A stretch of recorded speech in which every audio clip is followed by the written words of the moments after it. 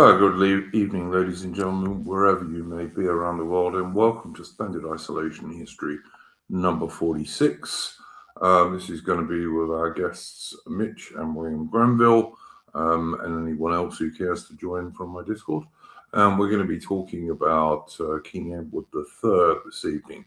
As always, to give people time to join the stream, etc., I'm going to start us off with a tune.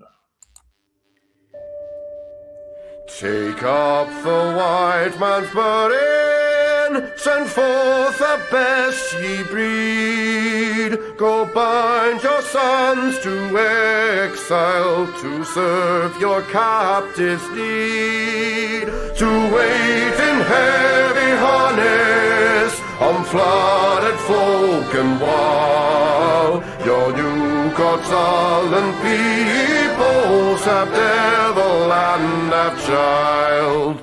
Take up the white man's burden, in patience to abide, to veil the threat of terror, and check the show of pride. By open speech and simple, 100 times made plain, to seek another's profit and work another's gain. Take up the white man's burden, the savage wars of peace.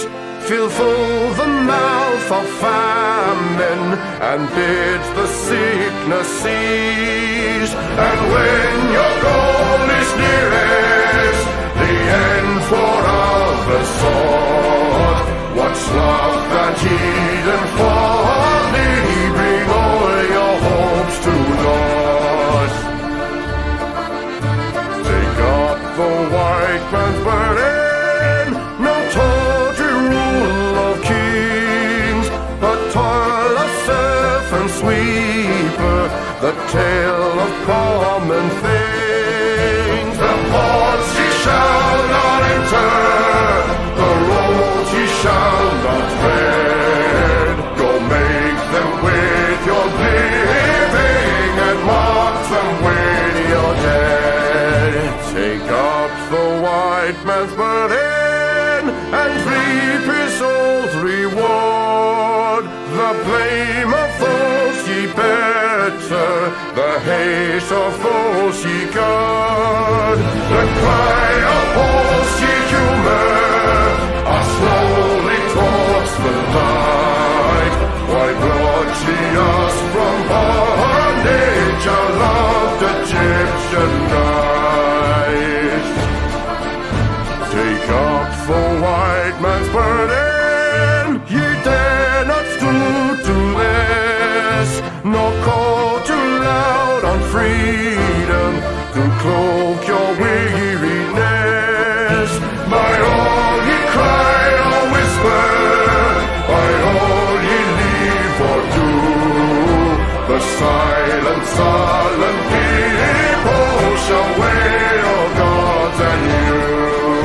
Take up the white man's burden, have done with childish days, the lightly proffered laurel, the easy ungrudged praise. Come thou to search your manhood through all of thankless years. No age with give or wisdom, the judgment of your peers. Take off the white man's burden through all of thankless years.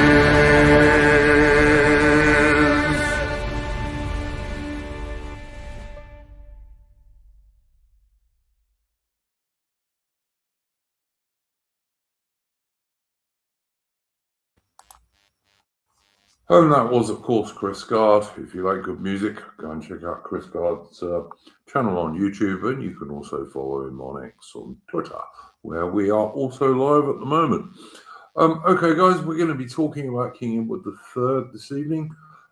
This was Mitch's idea originally for a stream.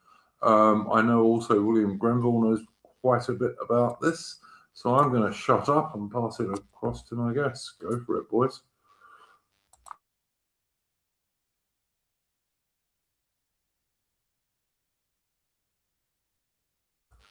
Mitch, you're muted, mate. Oh, sorry. I thought William was. Hello? I thought you were going to say something for a second, but never mind. So, well, I don't know what happened, man. But yeah. So where to start? Well, Edward III. There's he's known as, for example, the father of the English nation, which, in terms of after the Norman conquest, yes. For example, Windsor Castle. For example, the reason our royal family today is named Windsor is because of Windsor Castle being the most spectacularly built secular castle in England, as courtesy of Edward III, who happened to be born there, and he actually builds up a place as kind of like a Versailles before Versailles, in a sense. Sorry, can you hear me? Yeah, Sorry, hang on, Mitch. Yeah, I can hear you fine, William. Can you hear William, Mitch? Yeah, I can. Yeah, Cool. sorry, Yeah, I'm having technical. Yeah, I think we can all hear you, William. Okay, that's cool. Sorry, got technical. The internet is just non-existent. Got flooding, so. No worries. No worries. Yeah. All right, Mitch, please carry on, mate. Yeah, so with Edward III, it's a matter of up until the Victorian period, pretty much every historian considered him like one of the greatest kings we ever had, if not the greatest. I personally would say Alfred the Great is the greatest, of course, with Edward III being second. But then in the Victorian period, you have a lot of sort of Whiggish historians who they besmirch his reputation in the sense of, well, let's say, for example, he didn't care about the Black Death when it rampaged through the land, and when we were recovering, he screwed off other workers by statute of labourers. They'll also say that the 100 Years' War was started by him, and it was all for dynastic reasons. Very simplistic, very sort of scathing look at the man, as if to downgrade him to the state of being like a brutal tyrant, which, of course, I don't hold that to be the view. I say he's a great king. He was very well cultured. I mean, a lot of the Arthurian legend was sponsored by him, as well as by, of course, his grandfather, Edward Longshanks. Yeah, what's quite interesting is that during this time there was this like prophecy-esque, belief system in Britain. It wasn't just in England, but it was also in the Kingdom of Scotland and elsewhere. That there would be like these series of kings, and it would be like this sort of like the second coming of Arthur, and it was like this quasi sort of British Isle religiosity mixed with mythology and this sort of great narrative that as you said harkens back to King Arthur, which is something Edward definitely leans into. And like, because, for example, I believe at one point in Windsor Castle he actually builds up like a round table where he and his knights actually gather. So, for 24 nights. For 24 nights, which his closest this would be Edward's inner circle. And some of those would be I mentioned on the stream of the Black Prince, where you got men such as Sir John Chandos, among others. So, some of these knights on the round table also in the early days would be some of the guys who helped Edward get rid of Roger Mortimer, such as William Montague, among others. I was just saying to Iron Duke, I've actually written a sort of when I was in college, an essay on the deposition of Mortimer, and I think we just to talk briefly, because this wouldn't be the we can do another stream on maybe Edward II, but Edward II is deposed. He loses the support of the Welsh marchers, which were the most powerful faction of nobility in England, militarily speaking. They were one of the most powerful going, and which Mortimer makes up, and you also had the um, what was called like the royal uncles. So this would be relatives, cousins and relatives of the main line, who turned against Edward II, and of course his wife, as well, Edward's mother, and whose lover was Mortimer, Roger Mortimer, um, and Edward is then ushered away, and it's quite interesting because we'll get into. Sorry, before I carry on, I'm Duke. Can you still hear me? Can people still hear me? Yes, I think everyone can hear you. People are saying they can hear you in the chat as well, William. People are saying it's Okay, loud cool. and clear. I think we seem to have lost Mitch at the moment, but I'm sure he'll be back in a sec. Yeah. So, Edward is effectively taken away, and we'll get on to what happens with Edward II, that is, so the king, deposed king, because that's quite an interesting story in on itself. But for the moment, he is taken away, and the young Edward III, who I believe is 14 at this time, 13, 14, so he's still relatively young. He ascends to the throne, and he becomes king, of course, under the watchful eye of his mother and Roger Mortimer. During the coronation, Roger Mortimer's children, his two sons, I think it's Hugh and I forget the other name of the other one, but there's two sons, are awarded titles. Roger's issuing out titles, where the king, technically the king gives out titles, but Roger's giving him instructions on all this.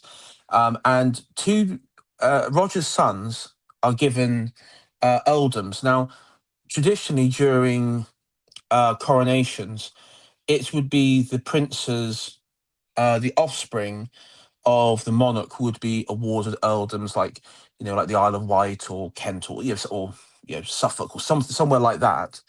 But this was given to Mortimer's sons, and that was quite an unusual and provocative step, because what it sort of signified in some eyes, that Roger was actually setting up his own family to effectively elevate them to the kings of England, and so this sort of appears as a threat.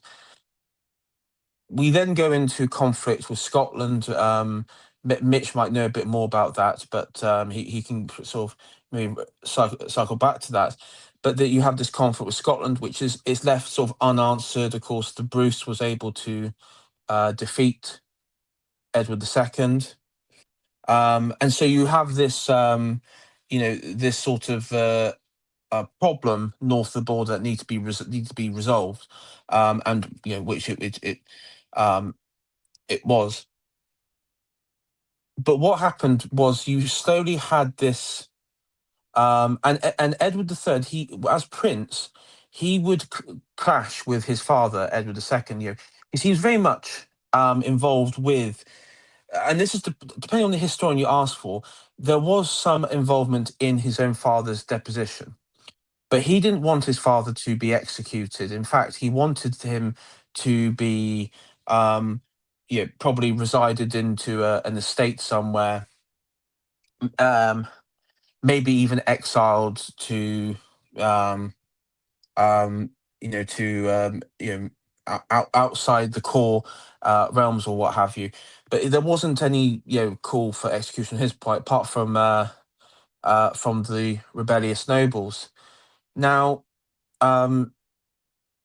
Edward receives a letter from one of Mortimer's allies that the young boy king, Edward III, that his father, the previous king, died, and this, it's not clear stated how he died, but is that he just died while in captivity. remember this point because this is quite an important. This will be quite important going forward. Yeah, I know with case of Edward II like being deposed. I think that was like the first time a king of England had been deposed, and that had before he died. He Yeah, was this forced was like, yeah, this was the first time that he was deposed, and you know, just to his mother Isabella of France. Now, Mitch, you referenced this earlier on, I think in Discord, but she was known as, what was it, the Wolf Queen of France. You know, she was this very shrewd sort of character as well, but a very pious character. Yeah, I think the Which problem. I think the issue is like because she Wolf of France epithet that was used for Margaret of Anjou, and then retroactively in the Victorian period they added it to Isabella. Now it's because of her political machinations and scheming and that sort of stuff. Yeah, I was reading Ian Mortimer, and he reckons that in the case of Isabella, she was a lot more innocent than what people historically think of her. So, for example, it wasn't like, for example, she didn't want Edward II to be killed off, and also Ian Mortimer even doubts that Edward actually died. And there were strong rumors for a time, like this one Italian monk, whose name I can't pronounce, Fischi or something like that. Yeah. Opines that he reckons that Edward II actually was a hermit in the Holy Roman Empire. Yeah, there is belief, and even Edward apparently did some searching. There's actually a letter between the Earl of Ulster, where there's this. Now, I've seen this theory abandoned. I did a bit of research online, and it came to this forum that there seems to be a theory that he might have been he may have even been like a hermit in Ireland somewhere, because there's this really bizarre correspondence between the Earl of Ulster and the and another nobility in Ireland about organising a visit to Ireland, requesting a papal approval and all this other sort of permissions, which is bizarre because this was part of the Pale. This was part of the Lordship of Ireland. It was secure. I mean, while Ireland, parts of Ireland at that point were, still relatively tribal and wild and unpredictable. It doesn't really sort of make sense. There's a bit of suspicion. I know Ian Mortimer actually does raise the author of the book that you're referring to, Mitch, actually does raise his doubts there. That's on that, because that is a bit odd. It's never actually clear what happened, because Edward, the body of Edward II during the funeral was actually never shown. There was no confirmation by anybody that the body was in fact Edward, and this became a a hotly contested sort of thing. Yeah, so from a lot of chroniclers at the time and people who were present in and around the English court, a lot seemed to suggest that his death was staged, that it was actually a fake death, which is quite interesting. So make of that what I don't know. Personally, I think it was faked. I think he was alive. Maybe he died sometime later. I don't know, but yeah. I mean, because the thing about it is, like, when you have, okay, can I just say, I'm quite certain he died sometime later, because we all do. I'm sorry, William. Sorry. Yeah. It's like because one conventional account that nowadays is not believed is they reckon, because in Braveheart, for example, you have Edward II who's depicted as a homosexual, which, going off some of his favourites, you can understand why, but it wasn't like he was incapable of fathering children, so probably would be more bisexual. But anyway, and it was rumored that when Roger Mortimer put him to death, supposedly he had the guy killed with a red hot poker up the arse as a punishment for his sodomy, which nowadays is not believed, but for a long time that was the historical narrative regarding Edward II's death, or supposed death, depending on what you believe. He actually went to Agatha. Let's start like a rumor, just saying he found the sacred cup and he went to Agatha. he went to Agatha. um. Anyway. Yeah. But so what we have now is you have this young king, Edward III, and the first few years. So Mortimer was only in the picture for the first few years. You had the war with Scotland, that and that was very much organised and orchestrated between his mother and Mortimer and the various marchers. At this point, Edward was he was still receiving his education. He had a tutor named Berry who introduced him to the classics, the classical trivium, which included mathematics, um, languages like Latin, French, and ancient Greek. And during this, he actually became quite interested in the commentaries of Julius Caesar in Gaul, and also the life of Alexander the Great. Particularly, I think he was particularly drawn to Alexander the Great and his conquests and what have you, along with other like the Trojan Wars and Homer's Iliad, all that sort of stuff. The Odyssey. Yeah. I know before he had Berry as a tutor, he had another guy by the name of Richard Damery, but he got killed because Edward II, he dealt with a load of rebellious nobles led by the Earl of Lancaster, and the rebels were all defeated at the Battle of Boroughbridge. And the thing about Edward III, he had a complicated relationship with his father growing up because, for example, his first tutor, whom he grew close with,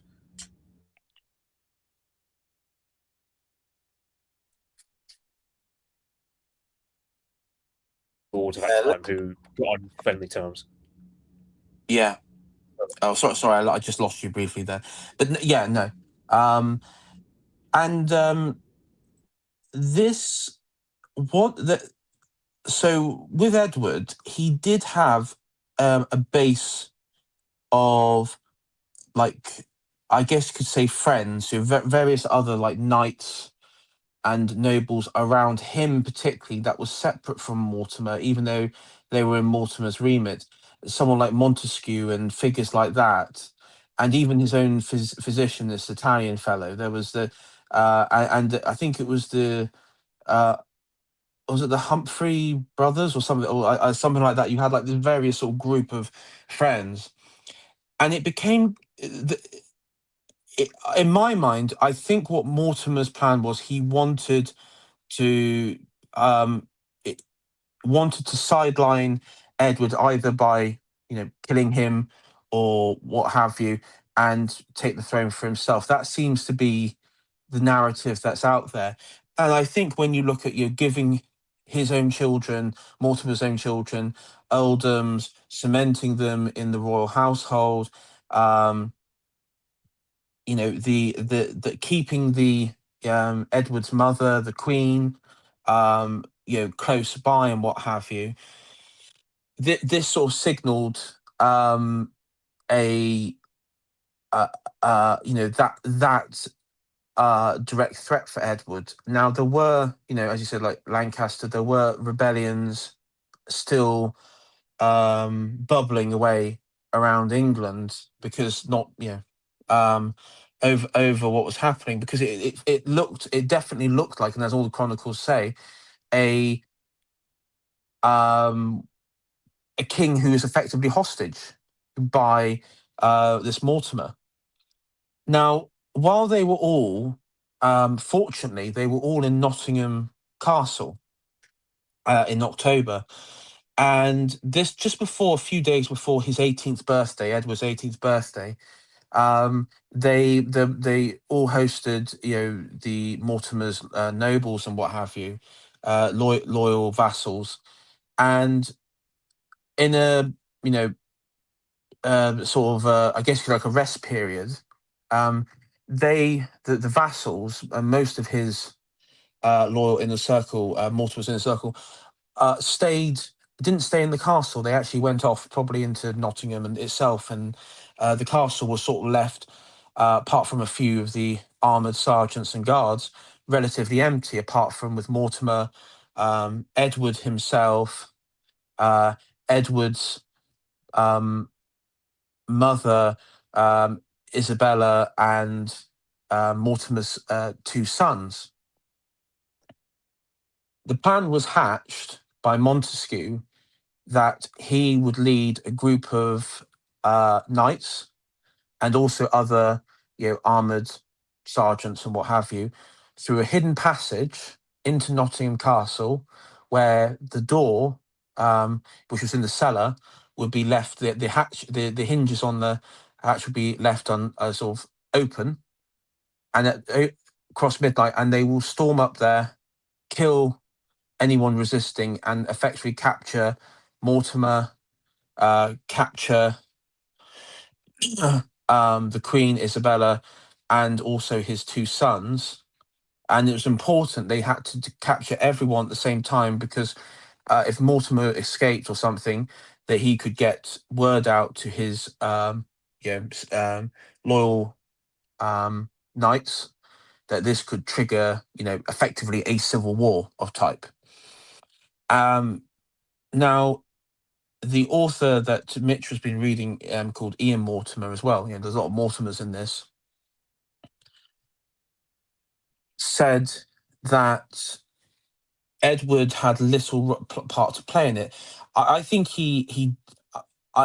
I think he did. He obviously knew what was going on, and yes, it was a daring plan, because it for the conspirators of this coup, they would just be killed. If it failed, they'd be killed. He did know what's going on, and he probably had some role in the timing of it.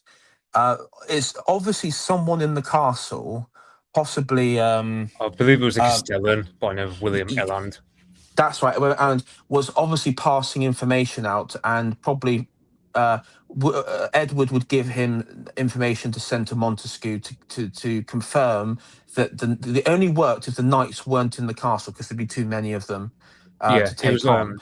because the thing was, Montague and the other, like, there were meant to be more than 200 of them, but only 20 actually had shown up. And the thing was, Mortimer knew that these men were gathering, but he thought, well, it was a moonless night. It was too dark to see anything, and he told his men, okay, you can rest instead of tailing them. So even Mortimer let up on the whole security measures. And he had no, and he had no, and also he didn't expect Edward would be involved with it, because at that point Edward was rather docile. He was still quite young. He wasn't really that involved in a lot of this sort of stuff. So nobody really thought that he was involved in this. Yeah. Another thing was also like Edward and Mortimer actually got on pretty well, because they had very similar interests, like jousting, reading about Arthurian legends. They were both learned, but also martial men in their own right. So that's also another angle that kind of disarms Mortimer to the idea of ever like Edward displaying that sort of power. And you have so you have like this secret passageway into Nottingham Castle that the Castellan had known of. He gets these 20 men into the castle, and because the thing was, the garrison was 200 men, but the problem was they were too far away from Mortimer's chambers. So this secret passageway is like a 5-minute walk, I believe, something like that, from Mortimer's chambers with Isabella. Meanwhile, the nearest men-at-arms that could save Mortimer were like twice that distance on the outer walls and so on. It was just it was just like kind of one of those, what would be the word, like very unexpected. Like, it's just, the Castellan's information was everything to the plot, as well as, of course, Edward being involved in it, because I believe Isabella, when she saw Mortimer being arrested, she was begging her son. Like, I don't think his son was there, but she knew that the plotters could never have gotten into the chambers without Edward being a part of it. Edward was in the hallway, because what happened was one of the one of Mortimer's men, I think it was like one of the servants who was loyal to Mortimer, shouted, but one of the armored one, I think it was one of Montesquieu's guys, bludgeoned him with a mace. But unfortunately, by that time, his sort of like death scream had already like alerted everyone in the castle, because he because you could hear him being sort of just like bludgeoned to death. And at that point, they sort of charged up there and they stormed along the hallway. And they killed 2 other guards and injured 5 others, taken captured. And then of course Mortimer got his sword out and was out there trying to fight them off, but they basically, because it was dark and everything, they sort of jumped him and then just wrestled him to the ground, and well, that was it. He was seized along with his 2 sons.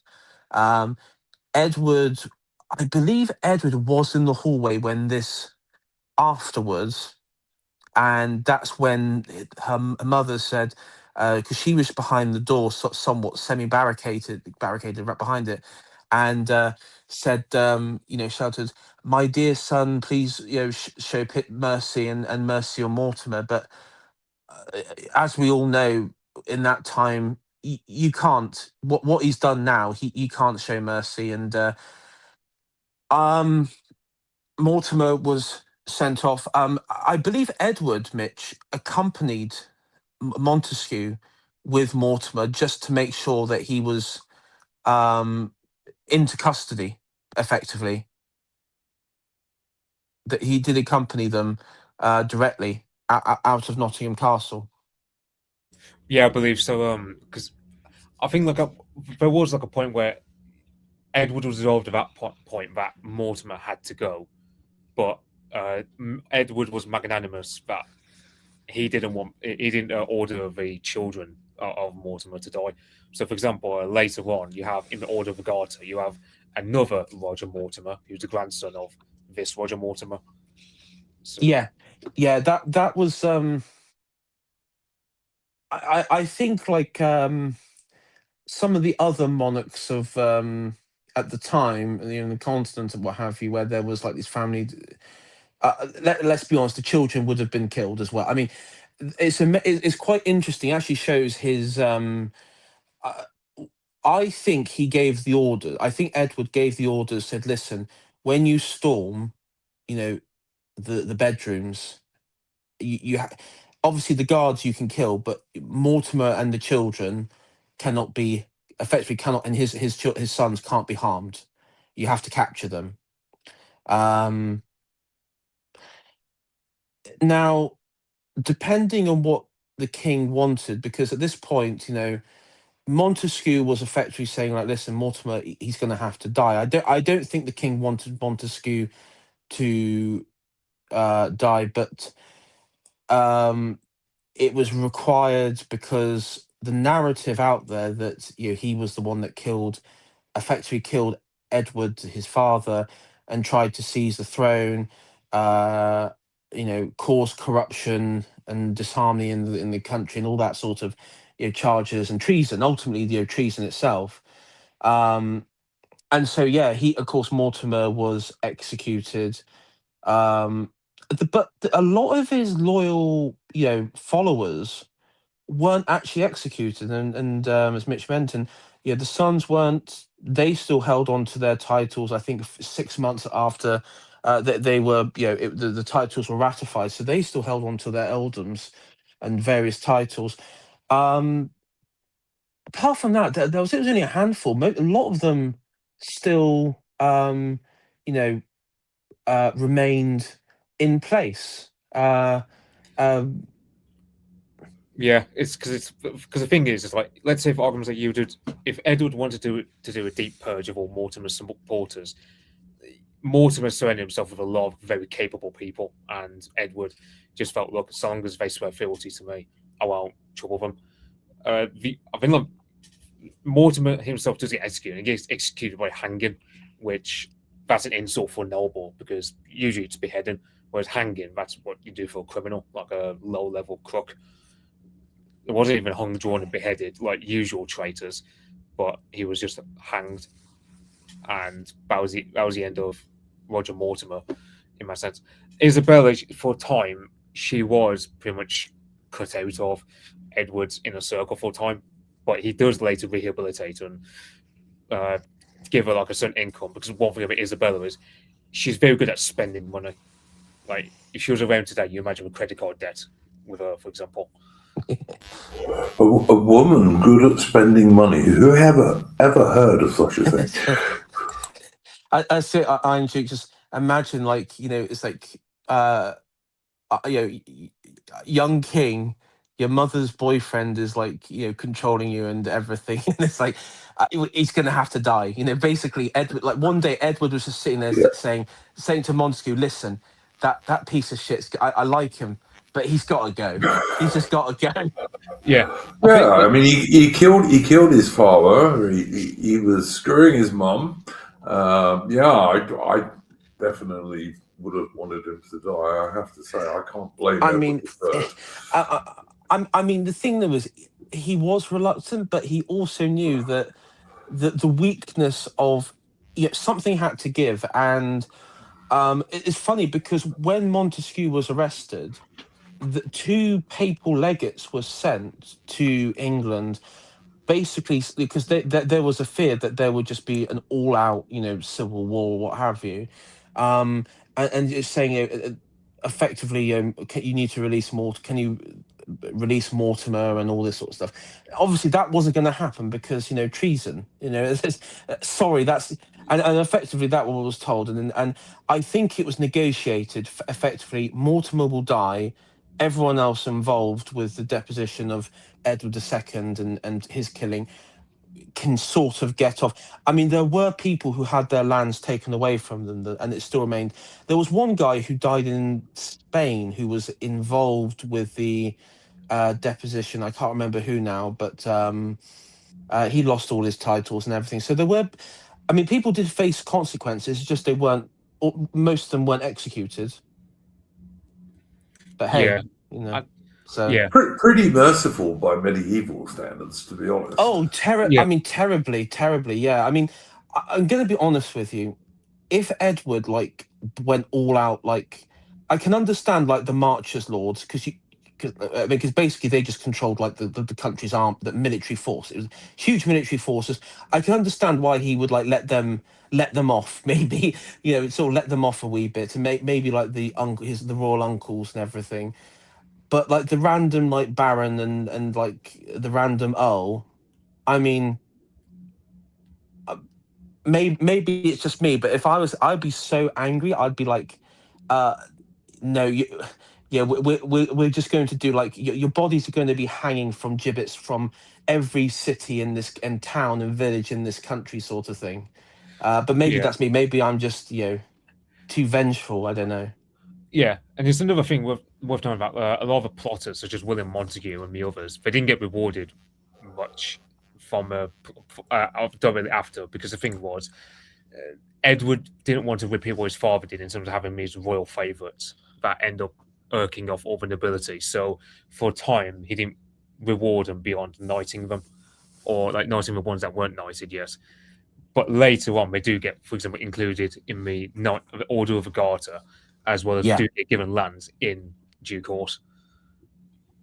Yes, yeah, they were rewarded. Well, particularly Montesquieu. And I don't think any of the co-conspirators. The physician, the Italian physician, he a bit of a funny story with him.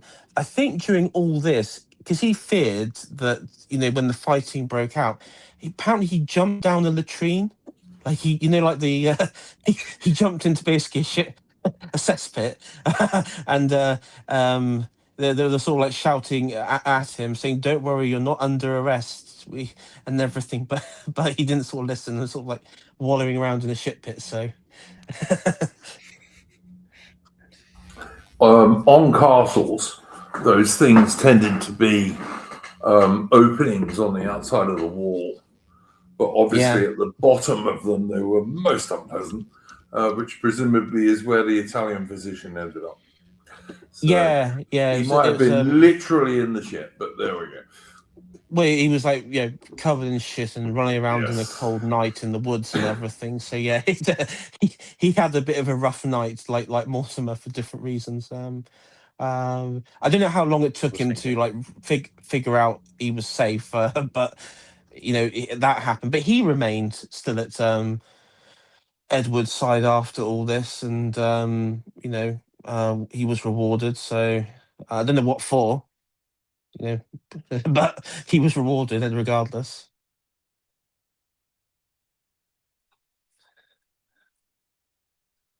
So yeah, that is the coup. And to be honest, better than shitstorm again. But to be honest, this is where Edward's reign, even though he's like 3-4 years into his reign, he turns 18 now. Mortimer's gone. He's effectively his own king now, and he can actually demonstrate this, and he does. You have a coronation for his wife, the Queen Philippa, who is also his second cousin, and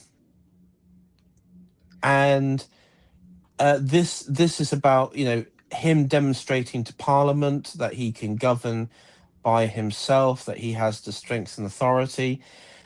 He also puts on various tournaments and shows, and I guess what he tries to do is just effectively put on like a bread and circus sort of routine immediately after this, because he's trying to just demonstrating that this is a new regime that effectively, which it sort of is and it isn't, as Mitch said. In some ways it is the same. It's just Mortimer's just not there here. There's a different it's sort of maybe led up by Edward and Montesquieu for a bit, and then mainly Edward after.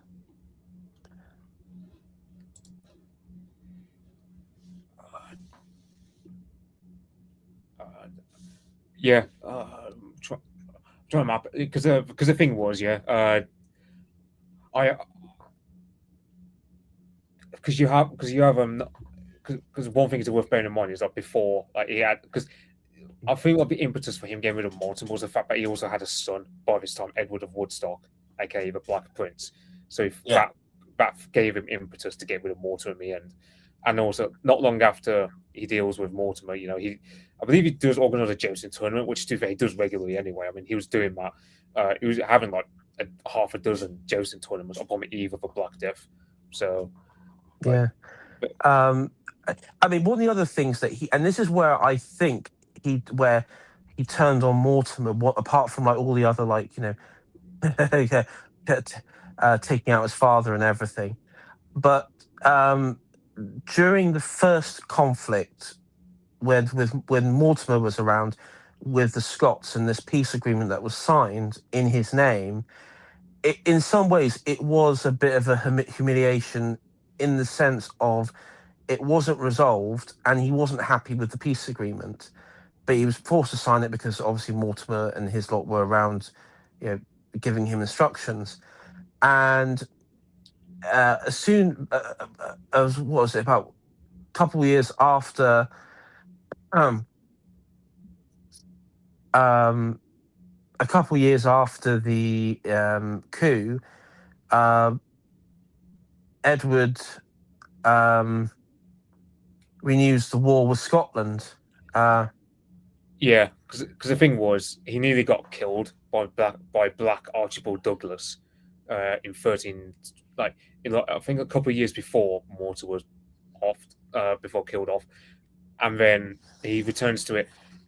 Yeah, I suppose we're leading up to the Battle of Halidon Hill, where you have Berwick upon Tweed, which is under Scottish possession because they was under contention. Because it's worth noting that Edward III, he was inspired by his grandfather, Longshanks, Malorus Scotorum, or Hammer of the Scots.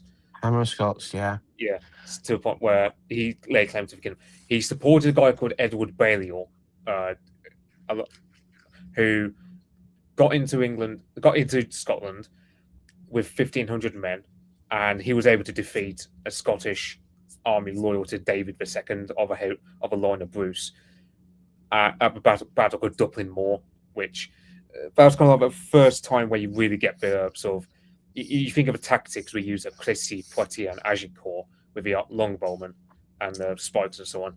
Duplin Moor was the first application of that, where 1,500 Anglo-Scottish guys under Balliol completely batter this army loyal to David II. Not long afterwards, Balliol takes over, but as soon as he comes in, all the nobles want him out. So it's forced out. Yeah. David It is II. also it also is noting that the Battle of Duplin Moor is in Perth, so it's like in central Scotland, and also not because I've been to the battlefield before. It's just outside the city. That there's like a little monument to it. Just to give you a sort of quick overview, you had Donald, the Earl of Mar, Robert Bruce, and the Earl of Fife, Duncan. Now, Donald, Earl of Mar, and Robert the Bruce were killed during this battle. Now, the Scottish force was about 15 to 40,000. So it was obviously in the tens of thousands. The English force and the various English Scottish force under Edward Balliol and Henry Beaumont was about 1,500. So Bear something in mind, though, William, when you're talking about battles between the English and the Scots in this era. The Scots depended very heavily on what were called skilled troons, which were big blocks of pikemen. But because Scotland was a much poorer kingdom than England was, most of these guys had no armor whatsoever. So they were extremely vulnerable to longbow archers, like really vulnerable, much more so than the French. Yeah, and like because the thing about the Scottish art of war at that time, it was more like the border weavers, whereas like all about small, nimble forces raiding villages. Whereas in these sort of set piece battles, we generally tend to be the victor, and Duplin Moor was an example of that. But yeah, the thing about these guys were quite good against cavalry. This is why Robert the Bruce did pretty well against the English. If the English commander was stupid and charged them directly with his knights and his men at arms, because pikes are really good weapons against horsemen. But if you're facing a load of longbowmen and you've got a load of pikemen in dense formations, which they have to be in to be any good, and they've got next to no armor, they're just asking to be shot down, basically. Yeah, that was what happened at Battle of Falkirk under Longshanks, where you had like 5,000 Welsh longbowmen just bearing down upon like these skill truns of Scottish pikemen. With Edward III with the Battle of Halidon Hill. When he saw the pikemen, as you mentioned, Iron Duke, that's actually very important. But he remembered what happened with his father, and he ordered his knights to dismount horses and engage on foot. So the knights dismounted, so there wouldn't be like I guess you could say like a similar mistake. And of course, as you mentioned, pikes. These are heavily armored knights, armored sergeants. And the Scots, as you said, lightly armored. And as you can imagine, it was like cutting through butter. I think the English only received like 7 to 18 like casualties or something like that. It was ridiculously low. And then the Scottish casualty was extremely high. Yeah, it was because the thing was it was like because the thing about the siege of Berwick upon Tweed, it was a long drawn out affair. The Scottish commander defending the castle was a guy called Seton, who had his son taken hostage at one point, and he just was stubborn. There was like a brief. It wasn't like a relief force. It was just like temporary breakage of a line, the Scottish said, "Oh well, this counts as a relief. Therefore, we're not surrendering the castle on the previously agreed deadline." So Edward got extremely livid, and he heard that the Black Archibald Douglas, the guy who nearly killed him a few years before, in his teenage years, he's coming up from a sort of northwesterly direction. So he camps up on this hill, which overlooks a place, I think it was like Witch's Knot or something like that, like where they're approaching from. And the thing was, you have these thousands of Scotsmen going up. They're going up a steep hill. Meanwhile, you have Edward with his longbowmen and men at arms just peppering down the Scots. The combat doesn't last that long because the Scots are massively exhausted by the time they get to the crest of a hill, and they chucks back. And because they got the horses nearby, they just remount and just chase down these Scots. So 30 men, I think, on the English side were lost, while for the Scots it was like thousands, including many of their top earls, such as the Black Archibald Douglas, among others, such as Earl of Mar, Moray, and others. So it was just almost like a complete decapitation of the Scottish leadership, and consequently Berwick upon Tweed surrenders. But yeah. And the thing was, Edward, at this point, I think he knows he can't take over Scotland fully. It's too much of a big fish for him to. It's too big a fish for him to take. It's the clans, particularly the clans, in that weren't loyal to let's say loyal to the House of Bruce and to Sir Balliol, which is what particularly in the Highlands. The thing is, I would say Hollywood and popular culture makes it seem like a Highland Lowland sort of thing, or a Highland English sort of thing. It's actually, if you look at like clans which are like the loyalty, it's like spotted patchwork. It's like some areas in the Lowlands they're loyal, and then it's vice versa. It depends on the clan, and it depends on, as you said, like at the time. Unfortunately, though, but for Edward, it just fortunately for him, the Scots couldn't like muster any more, sort of military operations, you could say. But at the same time, they were still able to, like they set fire to Berwick, for example, as a way to, force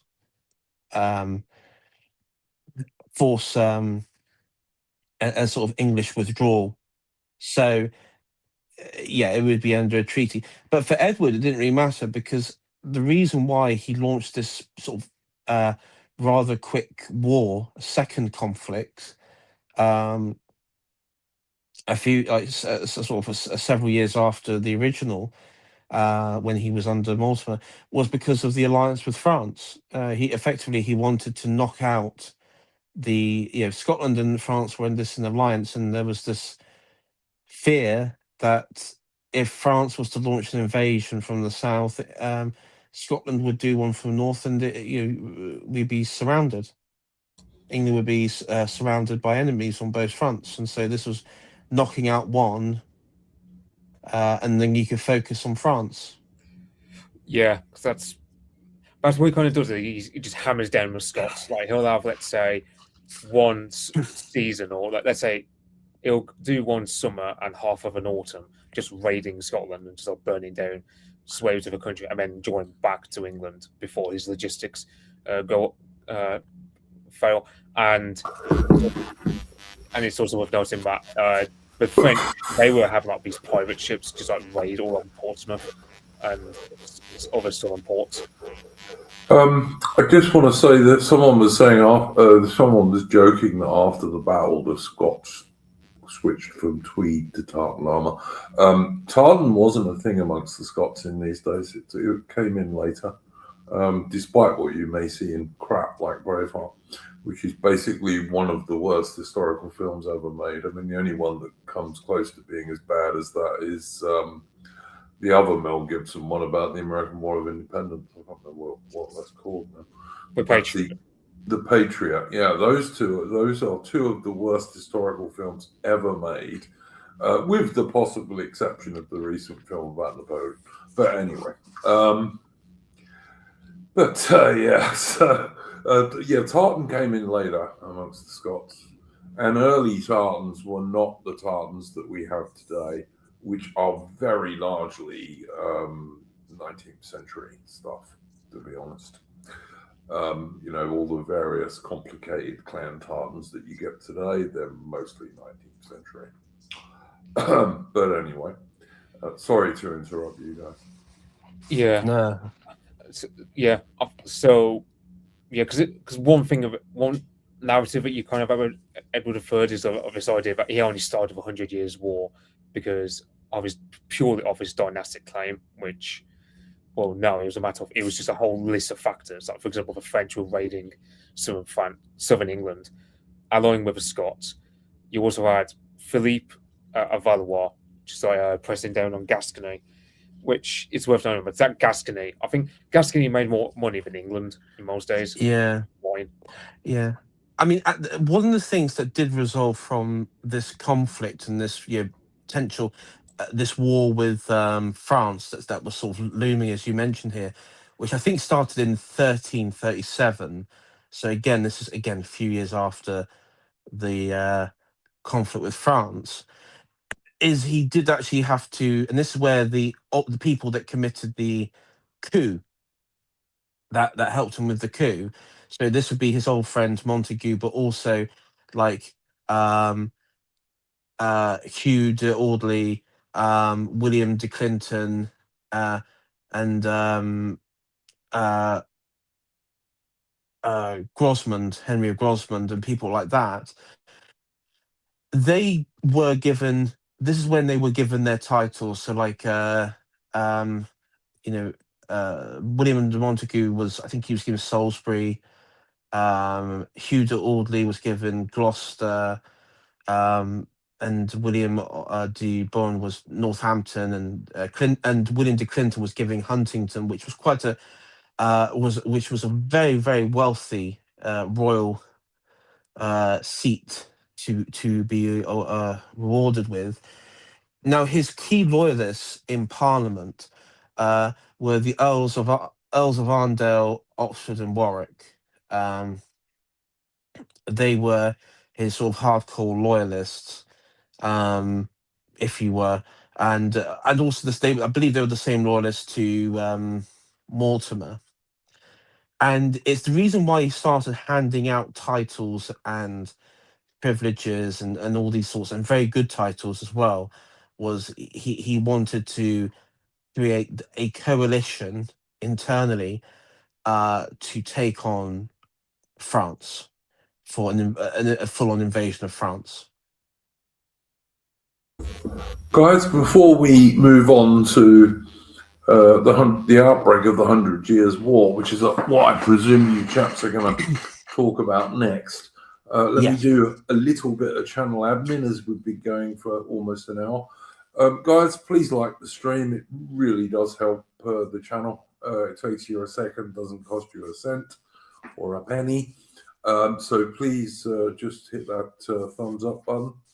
And secondly, if you want to support the channel, you can do so via Entropy. The link is pinned at the top of the chat on YouTube. And also, if you want to ask the panel questions, super chat questions, you can do so via Entropy, and we will address those towards the end of the stream. And that's all I had to say. So carry on, gents. So yeah, 100 Years' War. So in the same year of 1337, Philip the Sixth of France confiscated the English King's Duchy of Aquitaine, and also the county of Ponthieu. And there was a negotiation point at this point to try and resolve it. but and I think this is where you had like papal envoys and everything. But Edward responded by basically claiming the crown of France, as he was, the grandson of Philip IV. And the reason being, at this point, the just sort of for point of reference for people listening here, Edward's wife Philippa, her brother, who was king of France, died, and there was effectively no heirs. There was no legitimate heirs, and in the French monarchy, there was a system of a succession which only was like male heirs. You couldn't have a Salic law. It's called Salic law, William, I yes, believe. Salic was that you didn't. I mean, we have like agnatic succession, which way you means you can have a queen. We've had queens and this everything, but yes, the Salic, which goes back to the Salian Franks and what have you. So the foundation of France, and it went to Philip. It went to a nephew, which this is where you have Philip VI, who is a nephew, and so this is where effectively you've got this all-out conflict on claim, and so Edward's strategy for the war was to build up alliances around the Christendom. The major one was Louis IV of the Holy Roman Empire. I think it's also worth mentioning, William, for anyone in the chat, either now or later on. We've got about 40 people watching us at the moment, including on X, on Twitter. But other people will watch this later. The English kings at this time still did have lands in France. So they had bases from which they could launch these attacks on France. Yeah, Aquitaine, Gascony, Bordeaux, and also I think Calais as well. Still this time. Calais was taken in 1350, so not yet, but later on, yeah. Oh, but didn't we have territory in what's now Belgium? We did have like. I know Hainault. I know Hainault was meant to have sworn to Edward. I'm trying to think. I don't think so. There was a Flemish rebellion under Jacob von Artevelde. Yeah, that's right. Yeah. Yeah, because the thing was, Edward. One of the first things he does is he stopped exporting wool from England to Flanders, because of course Flanders. It was. It's called autonomous, but they were. And wool, Mitch, was the foundation of England's wealth in those days. Medieval England's wealth really depended on wool more than anything else, actually.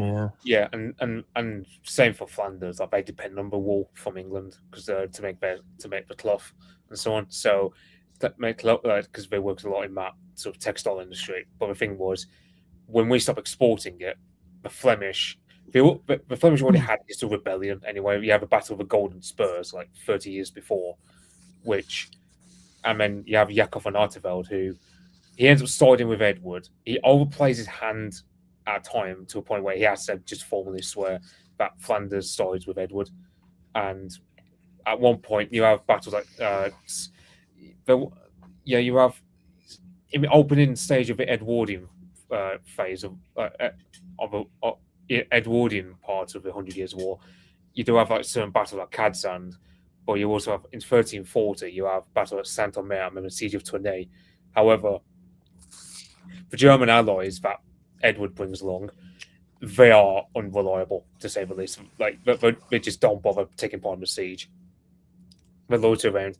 Edward is angry at one point and says, "What are you doing?" It's like, "Well, we haven't been paid." And they're just staying back because they're hoping that the castle will fall and they just get to plunder before the English do. So yeah, and it was just that the sort of the, alliance the was very costly to a point where later on yeah he just scraps it. the alliance with the Holy Roman Emperor Louis the Fourth, that is with that's and this, 'cause the Holy Roman Empire, as people will know, is a collection of many principalities, duchies, and then of course like the odd kingdom or two. Um, the Louis the Fourth was belonged to the house of Wesselbach, so that would be like Bavaria, um, and also probably parts of Austria at this time as well. I don't know when the Habsburgs, if they were they may have been present in Austria at this point. I'm not entirely sure. Yeah, they were present in Australia. Because I'm thinking, I oh, think they were I think, counts. I think they were counts of like Salzburg. I don't know if they yeah, were actually like the Dukes of Austria at this point. I think it was still Wesselbachs, but I know they married into the Wesselbach and sort of that's how they got hold of Austria, the yeah, Duchy of Austria, because Grand Duchy. Yeah, yeah, because there was a battle of Markfeld in 1290, which Habsburgs won a lot of land in Austria from, if I remember correctly. But it wasn't until you get to later on, like nearly 100 years later, with Sigismund dying off, and that's when the Habsburgs really get into becoming the Holy Roman yeah. Emperors. But So yeah, yeah, well, because they were the only people like still breeding at that weird period. They were like the only ones that were still standing after all that. Yeah. So yeah. So with that, it's like the alliance itself, what it's with the Holy Roman Empire. As Mitch says, it's only with probably Bavaria, Austria, and maybe like a few other it's imperial, like the imperial cities and what have you. It's not like the entire force of the German principalities and kingdoms and what have you. It's duchies. It's only Bavaria and stuff. Of course, though, later on in the later on, you'd have obviously the alliance with Portugal, but by then it was over at that point. But yeah, you have that's sort of like the sort of alliance and that you uh, Edward builds up. yeah. I mean, because the thing was like that alliance of the Holy Roman Empire kind of fell apart mainly because of lack of money on Edward's part, and so uh, it's ability. I'm trying to think. Dates when it's like 1343 or 30 or 44, where he pivots to Mm, Brittany because they've got a war of succession going on. Where you have on one hand we support a guy called John de Montfort, while the French are supporting the guy's sister who marries Charles de mm, Blois, which is quite ironic. The French are fighting because they yeah, don't like the idea of women inheriting, but then they're fighting for the woman's inheritance in Brittany, which I find yeah. ironic. Now, just as Richard points out, Bohemia was the strongest principality. Bohemia was a kingdom. It was one of the few kingdoms in the Holy Roman Empire. And late during the Hundred Year Wars, it would become the House of Luxembourg under I was going to say it would later become under Charles the Great. Um, Under his rule, it would become the seat. Prague would become the seat of the Holy Roman Empire. But his father, John the Blind, sided with France, as we know. And in the thumbnail that Iron Duke has got, who's been promoting this today, you will see in that the young Black Prince, who we discussed in the previous stream, standing over the body of King John, who died during the uh, uh, it was Cressy, wasn't it? Was it Yeah, Cressy? Yeah, yeah, Cressy, and was so inspired by his heroic heraldry and uh, his chivalric his his principles. his bravery as well, because the blind king had his horse tied to two of his knights in order that he could charge at the English line at Yeah, Crecy. and it of course made Edward of Woodstock, who would know as the Black Prince after his death, but Woodstock, this legendary prince, because it was quite rare for a king, particularly And he wasn't Holy Roman Emperor, John. He was just king. That title was with somebody else at the time, but he was just king. But it was still very, very rare for a king to be killed in battle in that sort of way at this time. It was quite a rare occurrence, and so it was why it was quite a significant moment, and why it's depicted in a lot of art and imagery at the time, and also later on. It's Yeah, because and the thing was, like the Black Prince, for example, he takes up John McBride's motto "Ich diene," which means "I serve" in German at the time, and that's why the Prince of Wales to this day has 3 feathers in their coat of arms, because it comes from John McBride. So you have a Breton Wolf succession, which Guys, if guys want a reasonably detailed look at the Battle of Crécy, Mitch mentioned that we did a stream a while ago on the Black Prince, and we covered the Battle of Crécy and also the Battle of Poitiers, which was the Black Prince's own victory in the 100 Years' War. We cover them in some detail on that stream. So yeah. So it also actually just worth noting during this time, so going back a bit now to Brittany, during this point, Edward had effectively at this point he had declared that St. George was to be the patron saint of England, and more so his archers in France would wear like a white gambeson with a St. George's cross on it, mainly actually just for a practical reason, so there wouldn't be accidental. Because I think someone in chat I think asked this question once: when you have all these different colours and heraldries and banners on the field, how do you know which side is which? Would the average peasant sort of know? And that was a problem, because it would be if you were to go back in time and look at it, a battle, it'd be a very chaotic scene of all these different heraldries and everything. I mean, we could because we're history nerds and everything, we could probably we'd be able to tell which one's a French and which one's an English one. But for most people, even at the time, it was difficult. So one thing that he required of his archers is they wear like a white gambeson with a St. George's cross on it. And if you see, I've seen somebody on Twitter uploading like a reenactment version of it, and based on medieval art at the time, the high sort of middle-aged art at the time, that was one of the reasons, so there wouldn't be this sort of confused accidental. it was a kind of early uniform, if you like. Yeah, it was. And even armored sergeants would. I mean, and the banners, they would even like on the Poitiers and Ceres. You would actually have the St. George's flag there as well. So at this point, England is becoming for the you're seeing more and more of an England under St. George sort of icon. I mean, of course, you'd have all the royal standards and everything, but St. George is sort of at the key of the English military order, and particularly the you have that's consecrated by the Order of the Garter, the chapel in Windsor, which is St. George's Chapel. So St. George becomes not like the pivotal saint.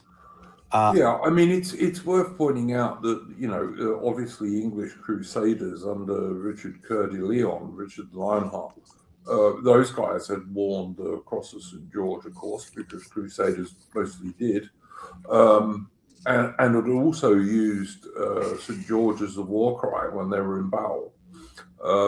That's Richard the Lionheart's English soldiers did, and that, of course, was in the 1100s in the Third Crusade. So St. George goes back a long way in England. You know, we're talking now about just before the Battle of Crécy, which was in 1346. So this was a long time ago. So every St. George's Day, we get the lefty morons saying, "Oh, he was a Turk," and which of course he wasn't. He was a Greek-speaking Roman soldier. The Turks were in Central Asia at that time. But anyway, yeah, St. George goes back a very long way in English history. I mean, I actually did a bit of. Thank you. You've seen the heraldry there. I actually, because Saint George was a Roman officer legionnaire, when he engaged in fighting with the Sassanids, it's actually a possibility he may have actually killed like Turkish auxiliaries, Turkish militaries in the Sasanian army. So I think the only connection Saint George has is probably to killing Turks. He Yeah, probably and did. he was not only a Greek-speaking Roman officer; he was also a Christian. So Yeah, he wasn't a Muslim. I have seen. I don't know how if a Muslim could swear this, but I have seen Muslims saying that he was a Muslim, and it's like, well, evidently he evidently he was not a Muslim, and this was also no. Hang on, that is one of the most ridiculous things I've ever heard, William. Given that Muhammad himself wasn't even around for hundreds of years after St. George. well, it's like when they say Jesus was a Muslim, and yeah, someone in the chat just said that. Yeah, Jesus was a Muslim, and but the thing though is, like, Muslims aren't allowed because, and this is actually a fun fact, this is a free religious fact. A Muslim and a Jew can pray in a synagogue, at each other's synagogue and a mosque. They can do it, but they cannot pray in a church because Christians believe in the Trinity, Father, Son, and the Holy Spirit, which is something that the Holy Spirit aspect of it, both of them don't believe, and that they don't believe is a thing.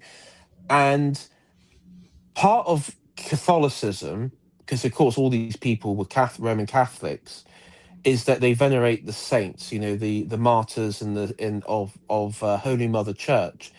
Muslims, Muhammad and the Muslims, and they've got it written down in the hadiths and other Islamic texts. They'll just say, "Well, that's idolatry. That's not. There's no connection to God in that. That's just idolatry. That's fake. That's pagan, or what have you." So, if you're a Muslim and you're saying, "Well, Saint George is a Muslim," no, he wouldn't even be a Muslim by your own religious standards. That is, even if Muhammad was around that time, which he wasn't. But you're not meant to venerate saints. You're Muslim. You don't venerate saints. I would also just say one other thing. If people are interested, because Mitch was just showing us some of the arms and armor and heraldry from this era, if you're interested in that stuff, if you go to a channel called Scholar Gladiatoria on YouTube, he does several videos with Dr. Toby Capwell, who wrote some excellent books about English medieval armor, and they go visit some of these effigies in Old English churches of knights from this era, which are often extremely accurate, and they discuss and explain lots of the armor that was used in this era. So if you're interested in that, I would recommend those videos to you. One thing that's, and particularly the one that the Black Prince, his what would it be like? The actual plated armor, Magdeburg armor, or whatever the. Well, the armor in this era is interesting, William, because it is not as advanced, obviously, as that used by Henry V's troops at Agincourt. No. Right? It is starting to change from it's no longer mostly mail. There's a lot more plate, but it tends to be smaller plates at this time. You have certain nobles will start wearing brigandine. The dukes, kings will be wearing sort of, as I say, like more plated armor, which is more intrinsic. But what's quite interesting, Iron Duke, is when I've actually seen a demonstration of the more in like this plated armor, and of course it is incredibly flexible. Even at this point, there's this sort of myth that you couldn't run in it. You could. It was possible. It was Yeah, flexible. yeah. No, It was. you can turn cartwheels in full armor if you so desire. There are videos of people doing so.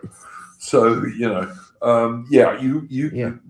this armor, the first Henry V movie, the one that Sir Laurence Olivier made as a kind of propaganda thing for D-Day. That has knights being lifted onto their horses by cranes. Absolute bullshit. A knight could spring into his saddle in full armor. Yeah. It's just because the actors and extras, you're not strong enough. These men were stronger. They could do it. They wanted a dramatic scene for the movie, but armor was very flexible and it's much lighter than people think it is. But yeah.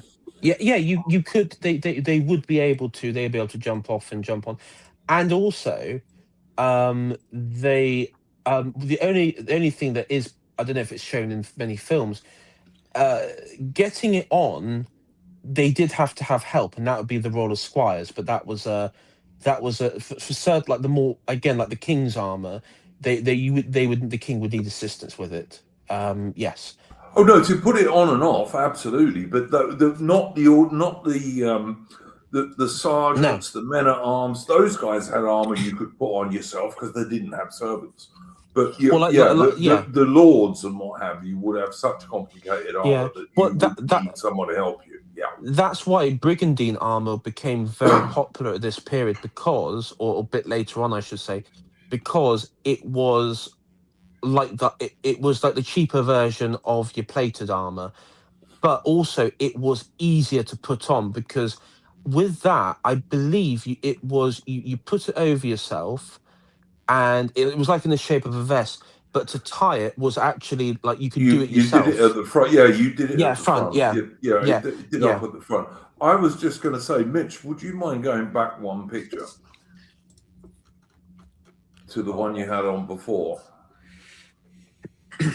Yeah, this one. When William was talking about the English archers wearing a cross of St. George, it's this kind of thing he's showing here. And also, the interesting thing about this picture is this guy's got a buckler, which is that little round shield. Many English archers, they all carried a sword, pretty much.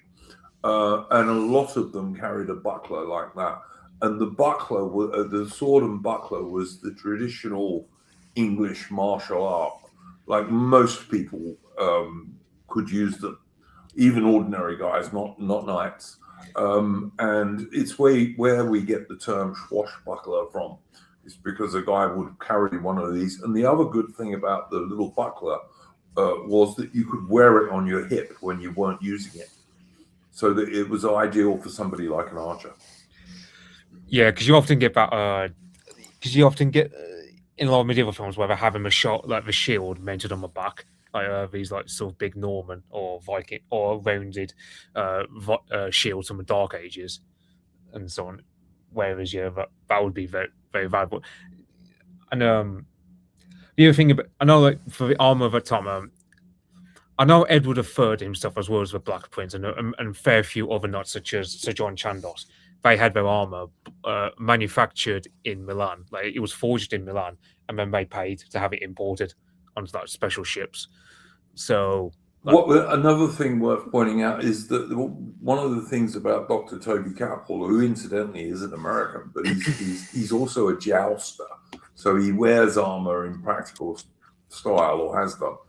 And his book about English armor actually points out that English armor is different to continental armor, and it is actually more protective, and it's also designed to fight on foot because the English army spent more time fighting on foot than they did on horseback. Yes, you could wear it on a horse, of course you could, but it was more designed for fighting on foot, so it had better protection for the backs of your legs and what have you than, say, French armor did. I mean, at this time, you would also probably have like your pikemen, like any English infantry. You would have it would just be gambeson at this point, but you would start to see like the bell helmet, for example. Yeah, and Yeah, they'd also have quite a lot of mail at this era as well, William. Even poor guys had mail by this time. yeah, yeah. Mail. It was they could make it like mass produce it fairly easily at this point. It wasn't a Like um English billmen. England didn't tend to use pikes. That was a Scottish thing.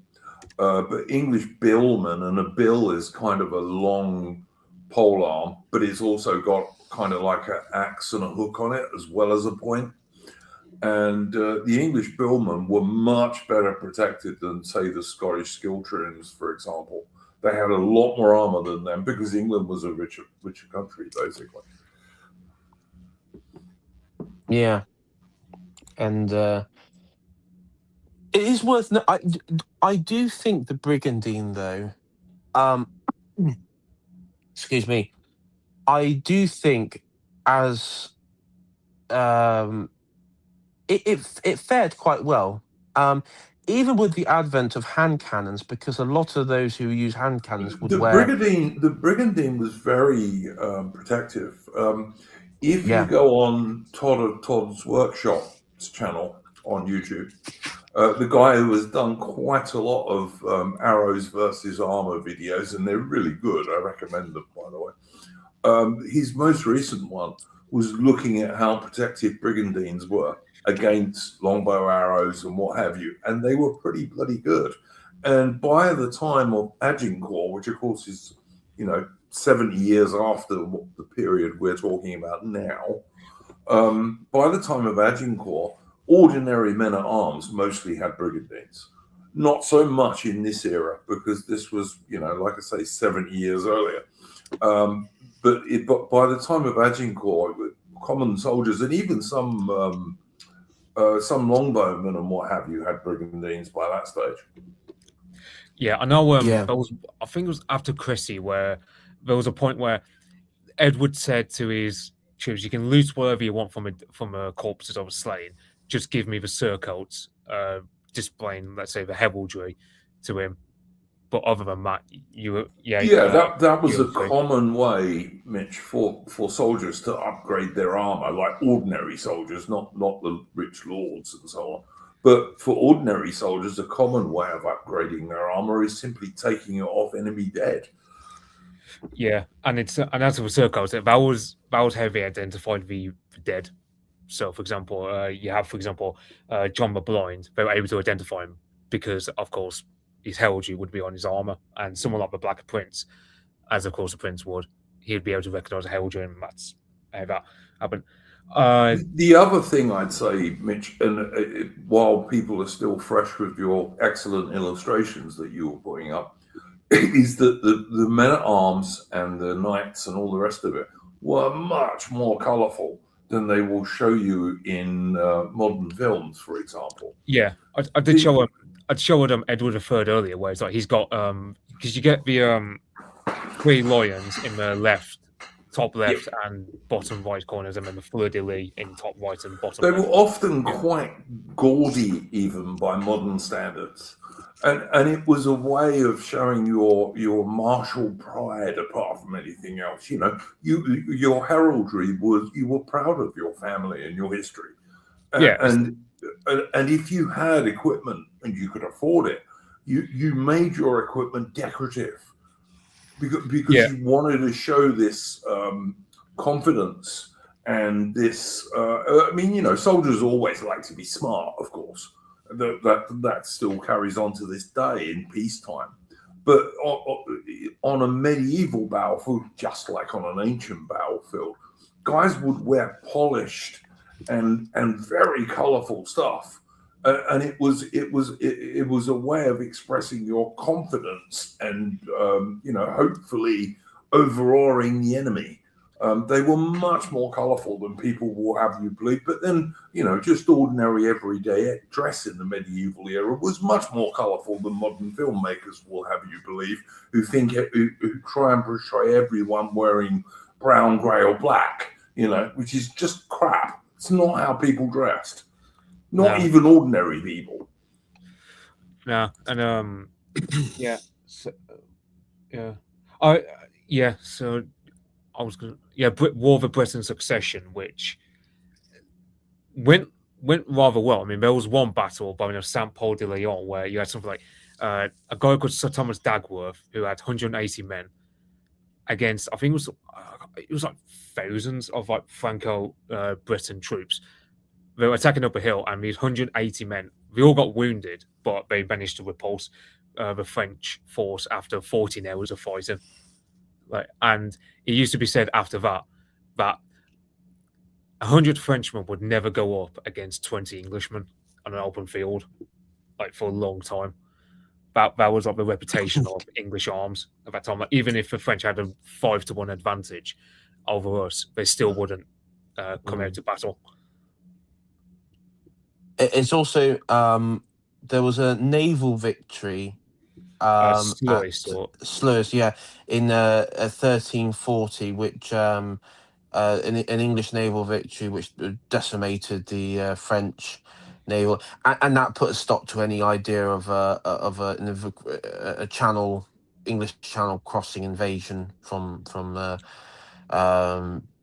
Yep, yeah, one of the early English and British naval victories. Although, of course, some people claim, with some justification, that the Royal Navy actually goes back to King Alfred the Great, because he was the first English king to create English warships to fight against the Viking longships.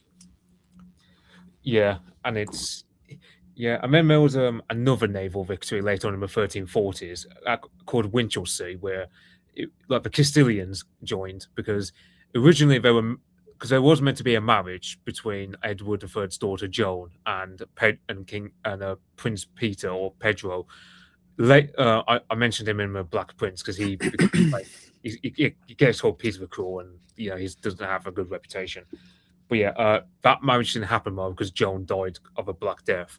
So Castile later on, they joined the French and they pledged their navy.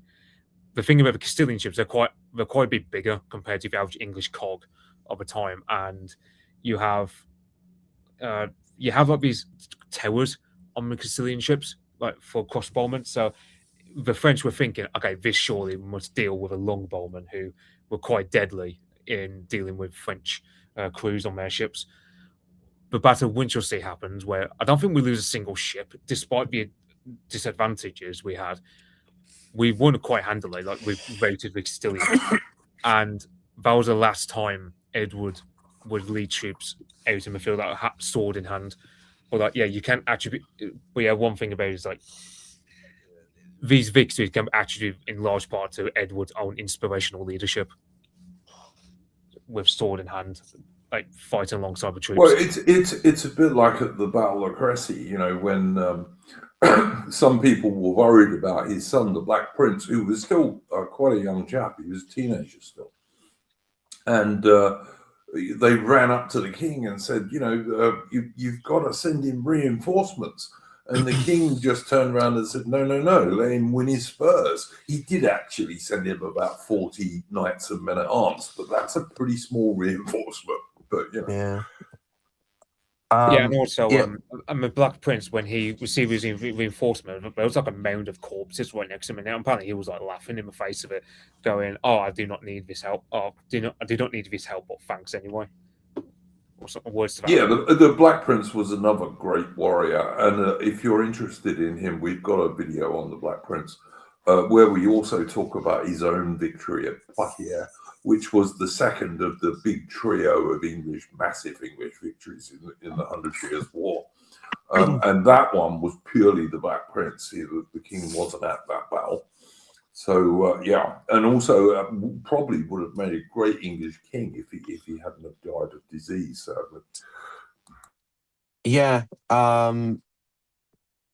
No, absolutely. It would have been a sort of a very.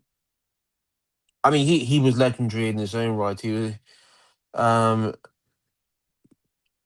but this is where you have like these big figures and in extraordinary wins. And as you said, and it's a shame because when it went to his wasn't it uh was it his son Richard? Or am I mixing it up now? Oh, you're referring to Richard, who later becomes Richard II. Yeah, Richard II. Yeah, Yeah, yeah, he becomes king in 1377 when Edward III. It's worth pointing out. You see, France was a much bigger and more populous place than England was. So the French had a lot more men they could draw upon than England did, even though the English kings had lands in France.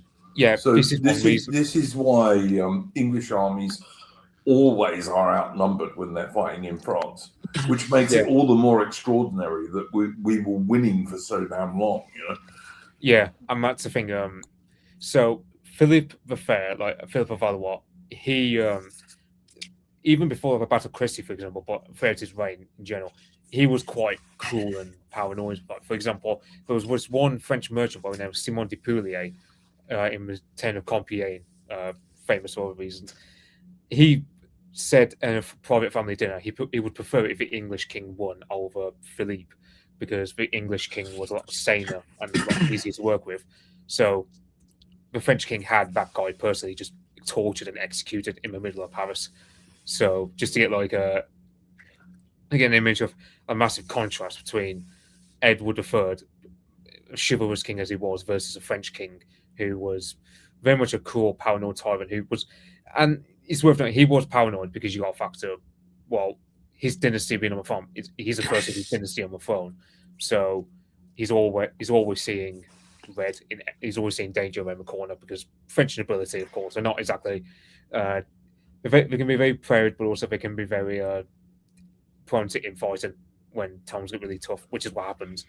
Richard Hughes in the chat is talking about castles having decorated interiors and leather wallpaper and all this sort of thing. Very true. And of course, rich men's castles, or at least the main rooms in rich men's castles, would often have really rich tapestries and stuff hanging from the walls, which serve two purposes. I mean, first of all, of course, they were decorative, but they also help insulate them and make them warmer in the winter. But yeah, the medieval world was vastly more colourful than dickhead modern filmmakers, including Christopher Nolan, would have you believe. I mean, you know, I'm one of those people who's been watching the trailers for the Odyssey that are coming out, and it looks bloody awful. But anyway, a good example or a recreation of this is in the first Kingdom Come Deliverance game, where your character Henry first arrives in the castle of Townburg after his village is torched, and when he's meeting with the local lord there, you will see the plastering, the embroidery, paintwork, and also the leather. What you're referring to here, the leather wall as well. Very much, and for example, a lot of like the artwork, as you can imagine, it will be a mix of, like activities like hunting, because of course that region was forests, so you have a lot of like boar hunting, hare coursing, that sort of stuff. But also you would have like religious, like a popular one was, and you see it in, if you go to cathedrals today, like when I went to Wales Cathedral recently, you'll have the Christ when he was going to his crucifixion and everything else, and you have the condemned by Pontius Pilate and then off to what was it, Gorgmatha or whatever it is, to his site of his crucifixion. So Golgotha, Golgotha, Golgotha. Golgotha, the site of his execution. and then also you'd have like a bit saints, you know, like the depictions of the martyrdom of various saints, or anything relating to local saints, and that's what Even would. even the peasantry dressed much more colourfully than the modern filmmakers will have you. You know, people like bright colours; they always have, and Yeah. but people did not dress like crap and walk about in open sewage all the time. Yes, there were places where there was open sewage, and there were places where there were open drains and what have you, but everyone was not filthy. There were bathhouses, for example, all over Europe in medieval times. In fact, from time to time, they got into trouble because they were often places of prostitution. Which is the running joke in the first Kingdom Come. I don't know the second so much, but in the first one, that is the running joke. Like people, like if your character, if you go to too many bathhouses, the love interest gets cross with you because she assumes, oh, you're cheating on her. you're just Yeah, cheating on her, and it's because it was a place where prostitutes would sometimes hang out. Yeah, absolutely true. But there were bathhouses. You know, people were not filthy and stinking all the time. This is a modern myth. yeah. Oh, yeah. So Britain Wolf Succession. Yeah. So yeah, as you get into like the latter end of 1440s, yeah, you get the 1340s, like you get the Black Death that comes on, which Victorian authors, for example, they say, oh, well, why didn't Edward close all the ports? To which, well, in fact, everyone would have cacked the bed big time over the idea of locking down the economy. They also didn't realise it was caused by fleas from rats. I mean, let's be fair, they didn't. Yeah. So you know, yeah. And I think They understood, and this is something that you cannot debate this because every fucking shithead, Reddit tard, will repeat, like genocide of indigenous all crap. They believed at that time, because they didn't know about germs. Germs what didn't become known about until the 19th century, right? Their understanding, germ it theory was is a 19th century thing. Yes, their understanding was it was spread by miasma, which is smell, bad smells. They thought that's what they called it, miasma. They thought germs were spread. Now, again, this is like just anti-medieval. This is just sort of like anti-medieval, largely pushed by radical atheists, I must say, but and also certain other people, but that's a separate matter. They knew it was spread by bad smell. They knew that if they kept themselves clean, there was a better chance of not catching illnesses. So that was a basic understanding. That was common sense, William. Absolutely right. And this is the other thing that modern people do. We think people in the past were stupider than we are. They weren't. Yeah, they didn't have the same technology, but they weren't stupid. Now, you did have, and this is where I think a lot of the atheistic navel gazing comes from. You did have in some parts of Europe where a lot of pagan traditions, Iron Duke, continued. So, for example, in remote islands in the Aegean, in Greece, there was, I remember, because I did this when I was at uni, I remember this being put, there was this, when plague or illness had struck a village, whether it be, smallpox or what have you, they would all congregate in the local church and they would pray, and you'd have symbols of a serpent, the medical serpent that you see on like the side of ambulances today or something, like the medicine used. Now that goes back to Greco-Roman times. Now that existed obviously when they were all, at that point they were all like Orthodox, but you still had the way that people reacted to it in some rural parts. Yeah, they had like some sort of syncretic pagan ritual or something. Some of them would some of them would engage in religious prayer, thinking this was a punishment for God that they weren't pious enough. That would go on, but the majority would be like, okay, well, we'll pray to God, but also we'll keep clean and tidy, and we'll get rid of the rats. Because they'd also Yes, many yes. many physicians, even I think when the plague first hit, the first actually documented physician was a French one who actually noted, oh, in Paris the plague hit when the rats started appearing, and that wasn't like a great revelation. It was known across, but it's one of the documents that survived, and it's like, okay, well, we're just going to kill the rats off. Well, And then rats have always had a pretty bad reputation because they do carry diseases, or in the case of the Black Death, bubonic plague, it was actually fleas from the rats. yeah, it was, Richard Hughes in the chat is pointing out that rat catchers were well paid. Yes, they were. Look at what's the right word? Things like the Pied Piper of Hamelin, for example, that go back to that kind of era.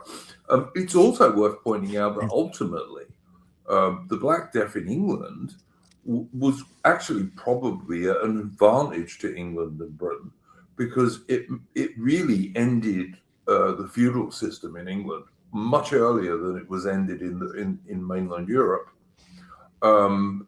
because there wasn't enough labor, and therefore you couldn't keep your peasants tied to the land, which meant that an Englishman was able, from about the 1360s onwards, to go very light for work, and also to get higher wages, because there was less labor around, and when labor is in short supply, you have to pay more money for it. Woodpit is pointing out that Woodpit is also pointing out that terriers were rat dogs. Indeed, they were, just like cats, of course, for the same reason. Yeah, that was the big fallout from the Black Death, is that, of course, it forced or Edward III's successors to come to the reality that serfdom could no longer be a thing. And serfdom across Europe was reintroduced at a later date, but because of the Black Death and everything, it ceased to exist. And also you had the rise of, like in Germany, in the Holy Roman Empire, burghers, who were like this new elite. So in England, we talk about the English yeoman. If by the time of Agincourt, you talk about English yeoman archers. The freeborn Englishman. All of this stuff really goes back to the era just after the Black Death. Yeah, I will say there was what's called the Statute of Labourers, which, again, a lot of Victorian historians slated Edward for, saying, oh, it was backward, and or he was just refused to accept what was inevitable. And you go, well, the problem was the landowners of that time, they found it hard to adjust to the fact that most of their workforce was dead. So, and it's also worth noting that mobility was a lot more of a thing, because you'd have cases where, let's say, you have men in there, let's say a 30-year-old bloke who his wife and children are all dead. He's got nothing tying him to that land anymore. He'll just go somewhere else, because while Edward III at the time, he was still, like, for example, he sent a force to Calais, and after 11 months siege, for example, he was still, like, in France taking land, and he took Calais. And this is why, for example, he's seen as an English national hero compared to, let's say, other kings. I would say were not as English as, let's say, someone like Richard of Lionheart. Edward, what he does is he depopulates the town, and, like, to be fair, it was depopulated anyway because the French chucked out all the women and children to to prolong the siege and help their own defenders. But one thing Edward does is he orders that Calais be populated with English people, and that's one reason why Edward is generally seen as, like, sort of English nationalism. And Calais, of course, remained an English town into the 1500s. Yeah, it was only Bloody Mary. It was in the 1550s who lost us that to the French. Guys, I'm conscious we've been going for an hour and 50 minutes, just about. Can we start to bring Edward III's story to a close? Yeah, we can continue. derail but yeah. So you have like a Black Death. It takes a while for England to adjust to it, and as I say, Edward III, he gets slated for seemingly looking careless with his tournaments amidst recovery. It's like, well, I would say like a lot of the nobles and the clergy, they were just cacking it. They were all just in their churches and their manor houses, which whereas the king, he just said, look, it doesn't help if he himself is scared, because you got the fact that he had a reputation for being brave. If he looks scared himself, what does that do for the average Englishman who's fretting about the plague? And also, it was also a matter of you do have a statute of labour, as I said, where wages are restricted to what they were before the plague, which screws over the workers in the short term. But it was one of the things where it had to happen that way, because it broke down fairly quickly, Mitch. To be fair, yeah, it was a stopgap to prevent, because it was meant to provide stability at a time where everyone was having to adjust to the fact that most of, like, 40% of the population at least were dead.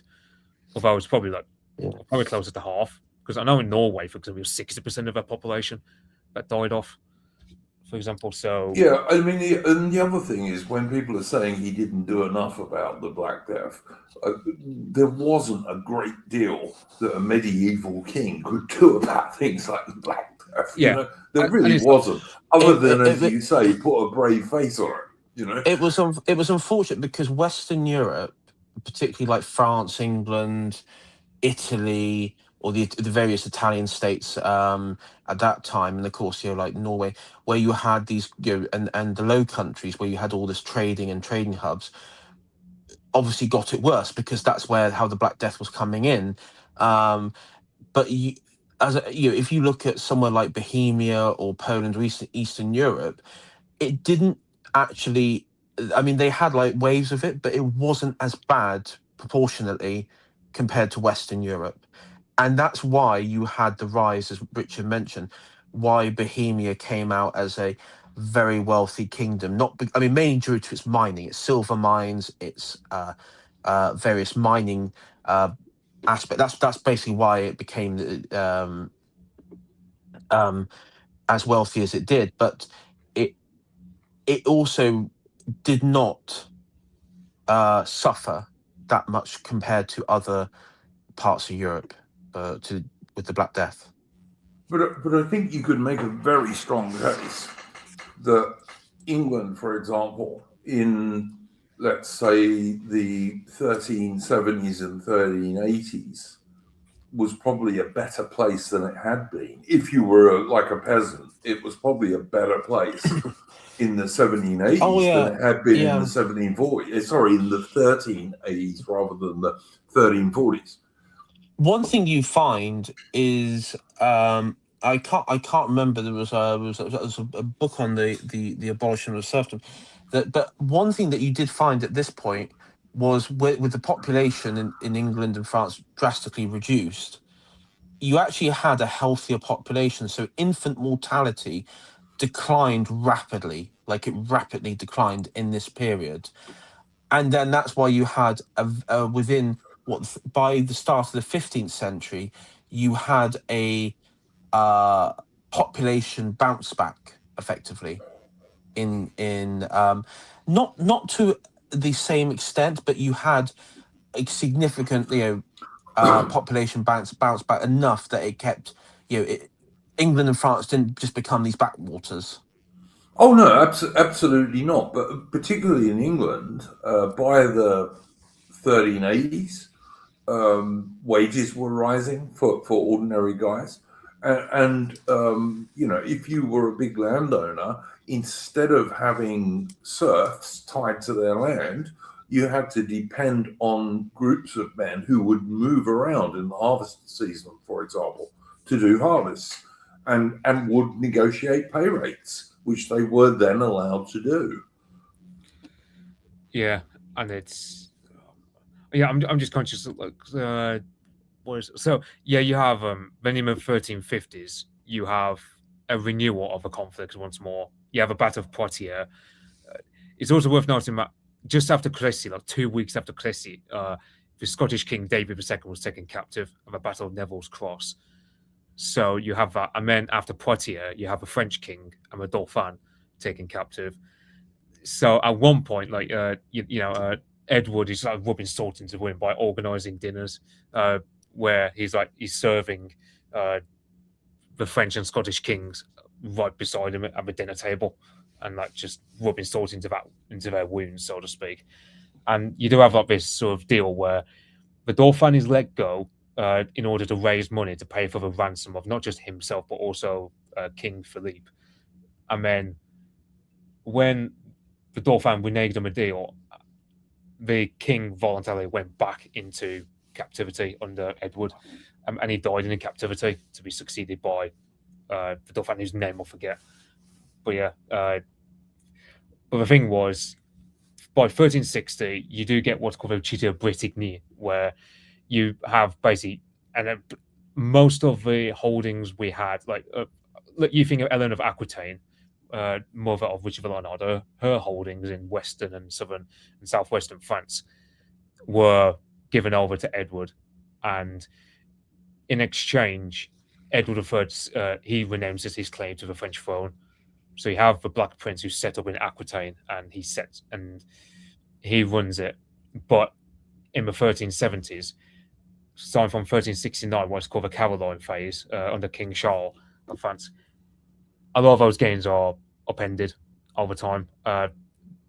The main guy who upended our work in the area was Bertrand de Guesclin, this Franco-Briton knight who was kind of like the French version of William Marshall, I suppose you could say, in terms of the work he puts in restoring French territory.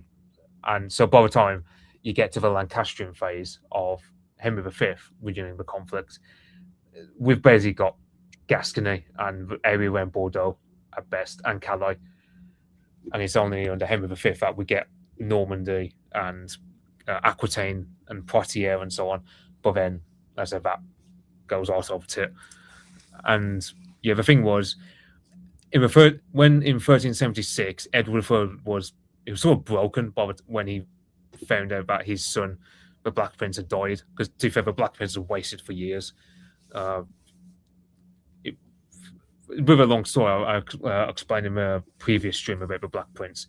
But yeah, it was just a matter of someone like Lord Sumption. I haven't read his book about Edward, but Edward Sumption would call him a heroic failure. In terms of 100 Years' War, I suppose you could say, because a lot of the gains he made were upended by the time he died, but also under Richard II, where it was a very tumultuous reign. Yeah, the French just largely took back most of what was gained. And the Treaty of Bretigny, wasn't technically fully fulfilled, like the ransom for the French king and Dauphin at Poitiers, which is why Henry V, for example, demands the last payments of that ransom in question, among other conditions relating to fulfilling Bretigny and advancing on it. But yeah, it's...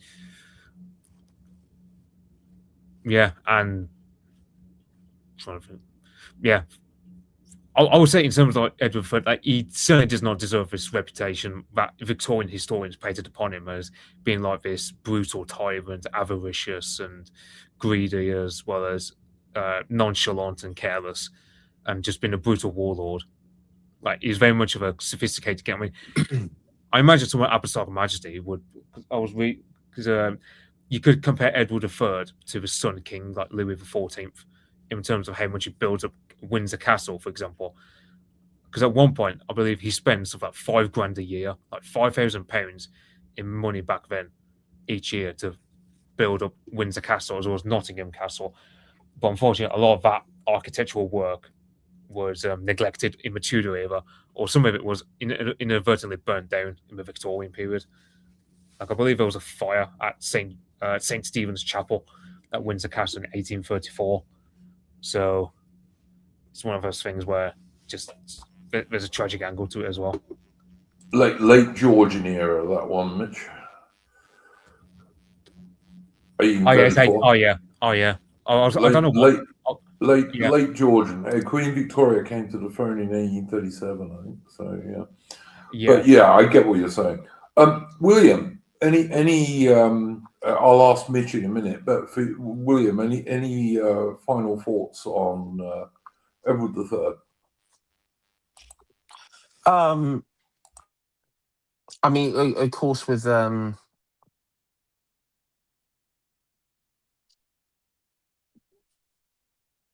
I mean, because of obviously the Black Prince, this led to the sort of uh, the House of Lancaster, the actual sub faction within the Plantagenet, the House of Lancaster, ascending to the throne in 1399, and then they sort of like with the this would obviously lead on to the War of the Roses, which would in the following century.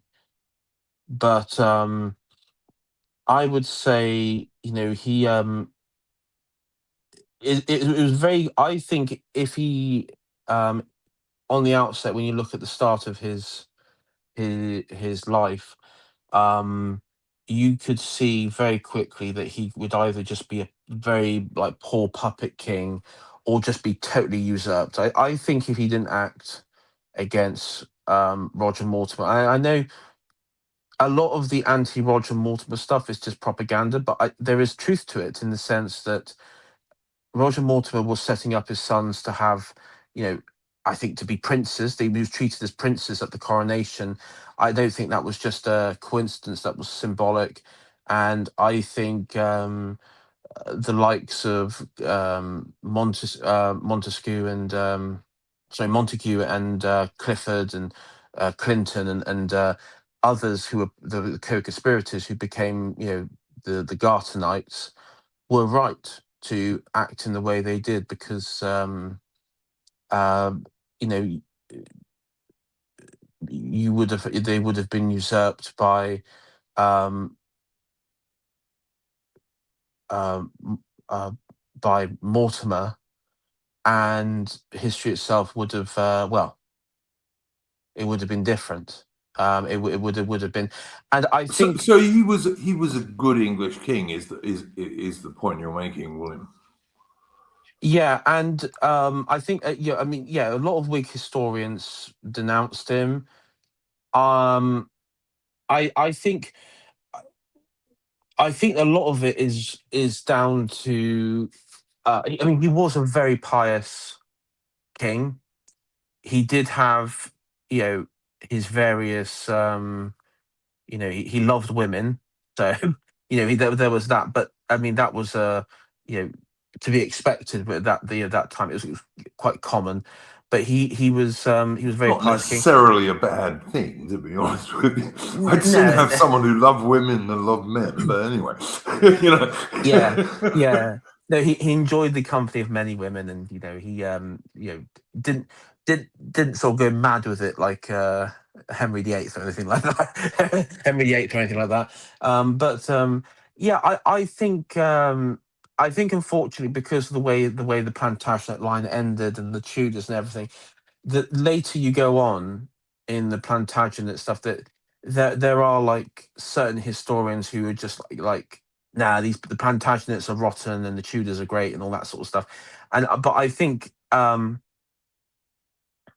yeah, um, a lot of the Whig historians don't like his um, sort of adventurous spirits. That's sort of like what they attack him on the most, is his military stuff, and also because I mean he did rack up a lot of debt.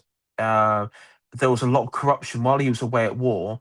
You had the Archbishop of Canterbury and various other nobles who are basically not running the country, um, and not governing it in the best possible way. And when he returned and discovered this, he did arrest them. They were arrested and their titles were taken away from them. So and um, England was a more powerful nation when he died than when he came to the throne.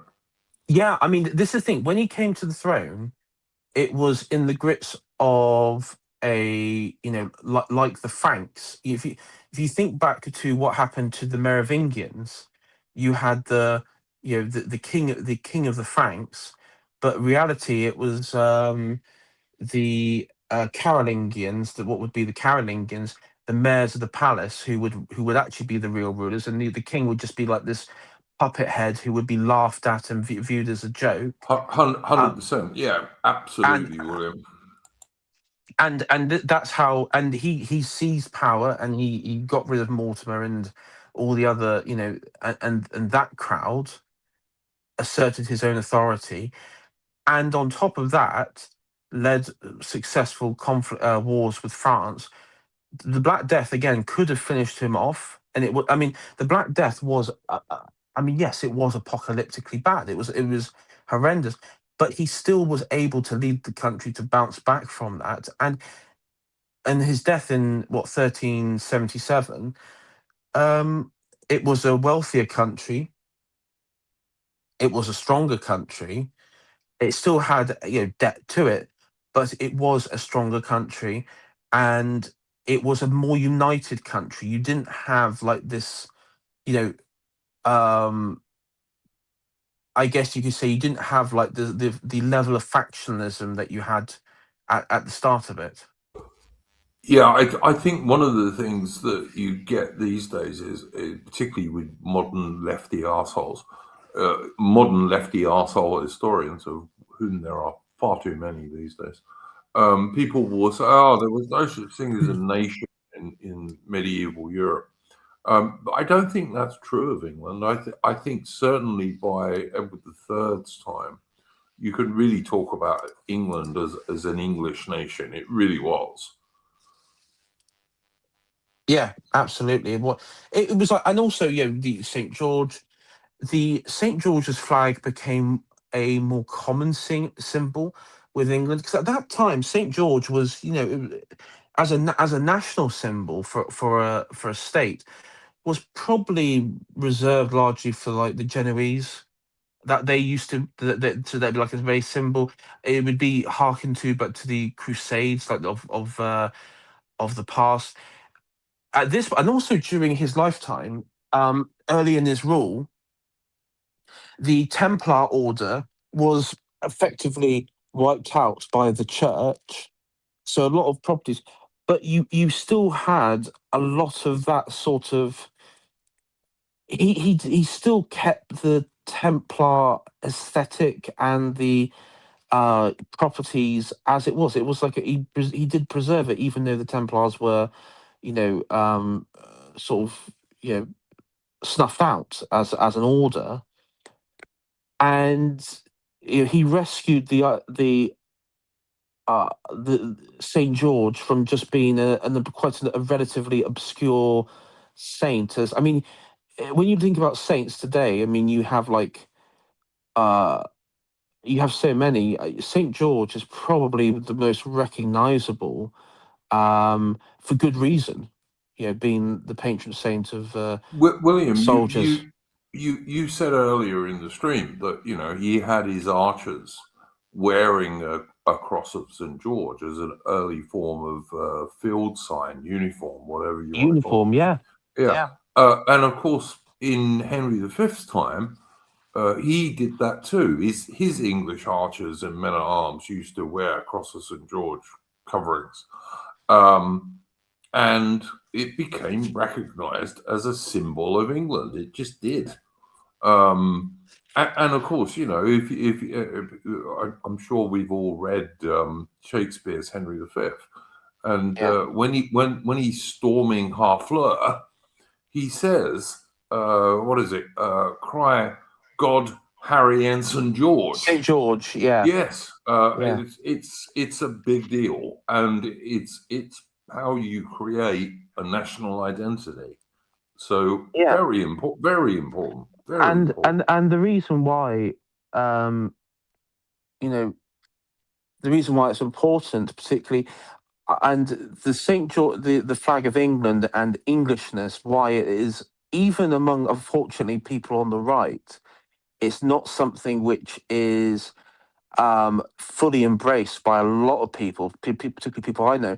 And the reason is because when you wave the flag of St. George, or when you actually, you know, talk about England, you're actually talking about the ethnic group, and that's one thing the modern liberal, the modern progressive, who is anti-nation and They anti-European, hate it. They hate it. they hate it. That's why they dislike the guys who put up the cross of St. George and the Union flag all over the country. Those The excellent patriots, they hate them.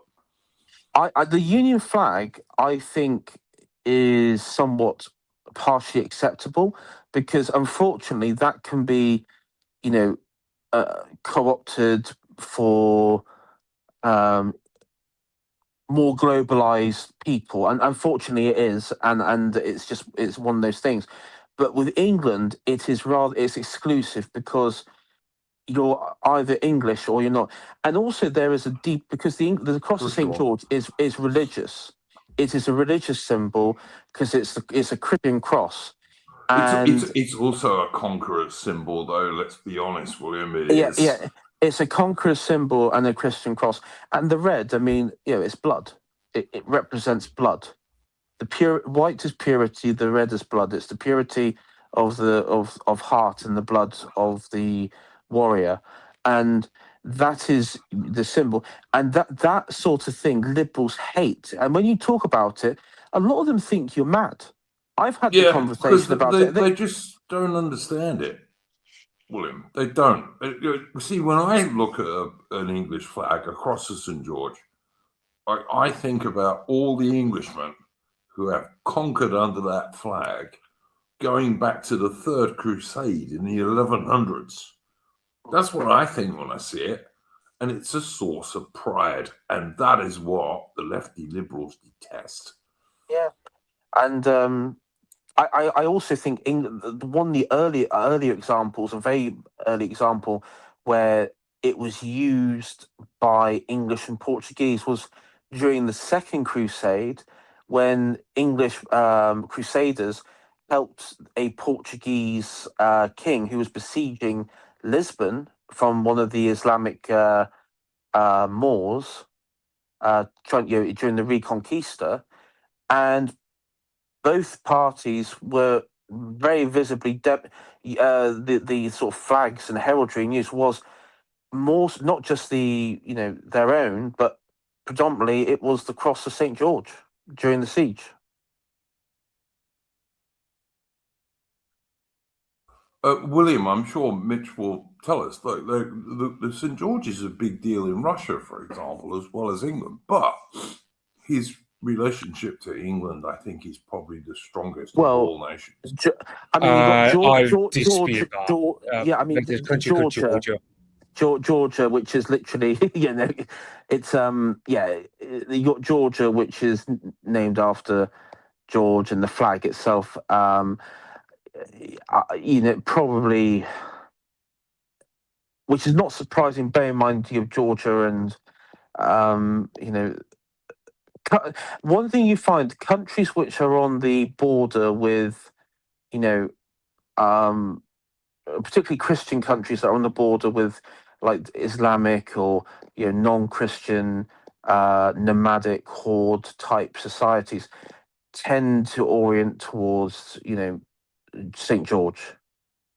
That's just how it is, because they are hardy warriors. I would say though, England, that Georgia is in the Orthodox tradition. I would say when you think of like Western Christianity and Western Christendom, England would be the. I mean, excluding Italy, the Genoese. England, would be the one that propels St. George. Well, if you were an English regiment with white facings, your regimental colour would have the cross of St. George on it. Yeah.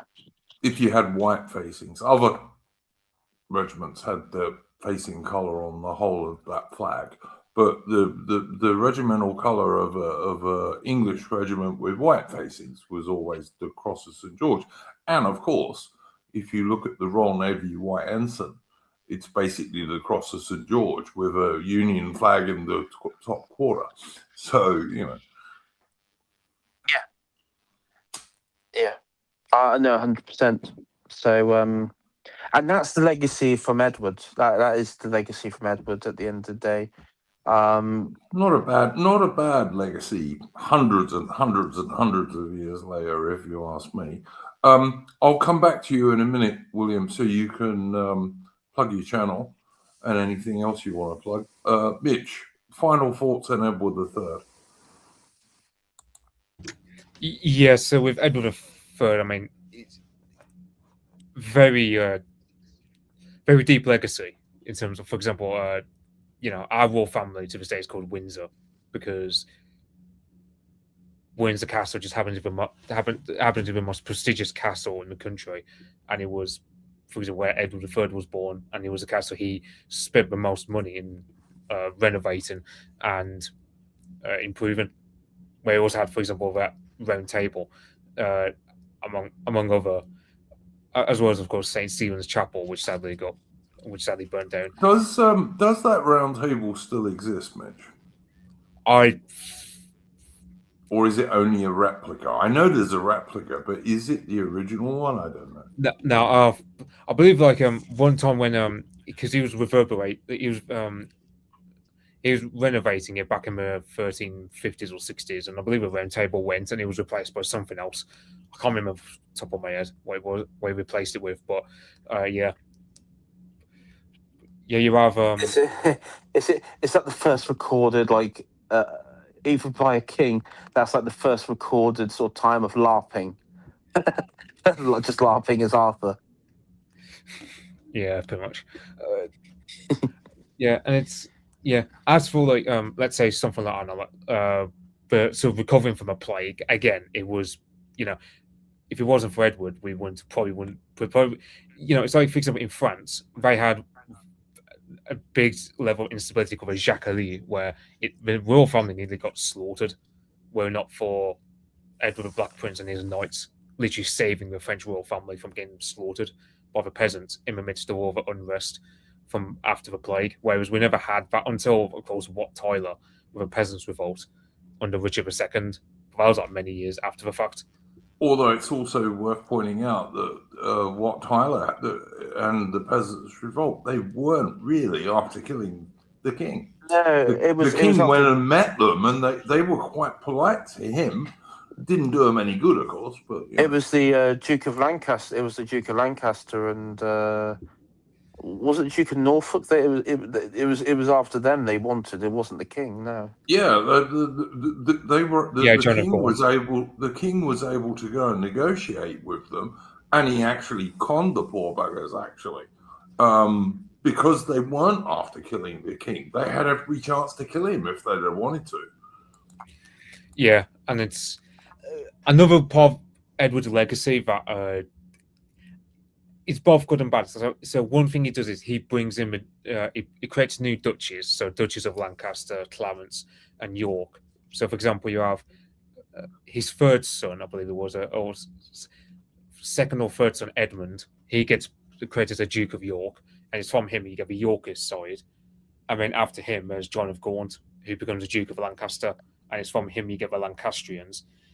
When you get Henry Bolingbroke, like Henry V's father, usurping the throne in 1400, that really puts England on the road to the Wars of the Roses, and also another. I don't know if it can be indirectly blamed to Edward, but you certainly get this sense that where in the long run, I'd say it's more because of a weakness of Henry VI rather than Edward III. But you do have like lords amassing great revenue, retinues, like thousands of men to their beck and call, and that are independent from sort of central authority, and over time it results in the nobles amassing more power against the central monarchy. Some people would say Edward III created a seeds of that. I don't think so. I mean, it didn't happen under Edward III.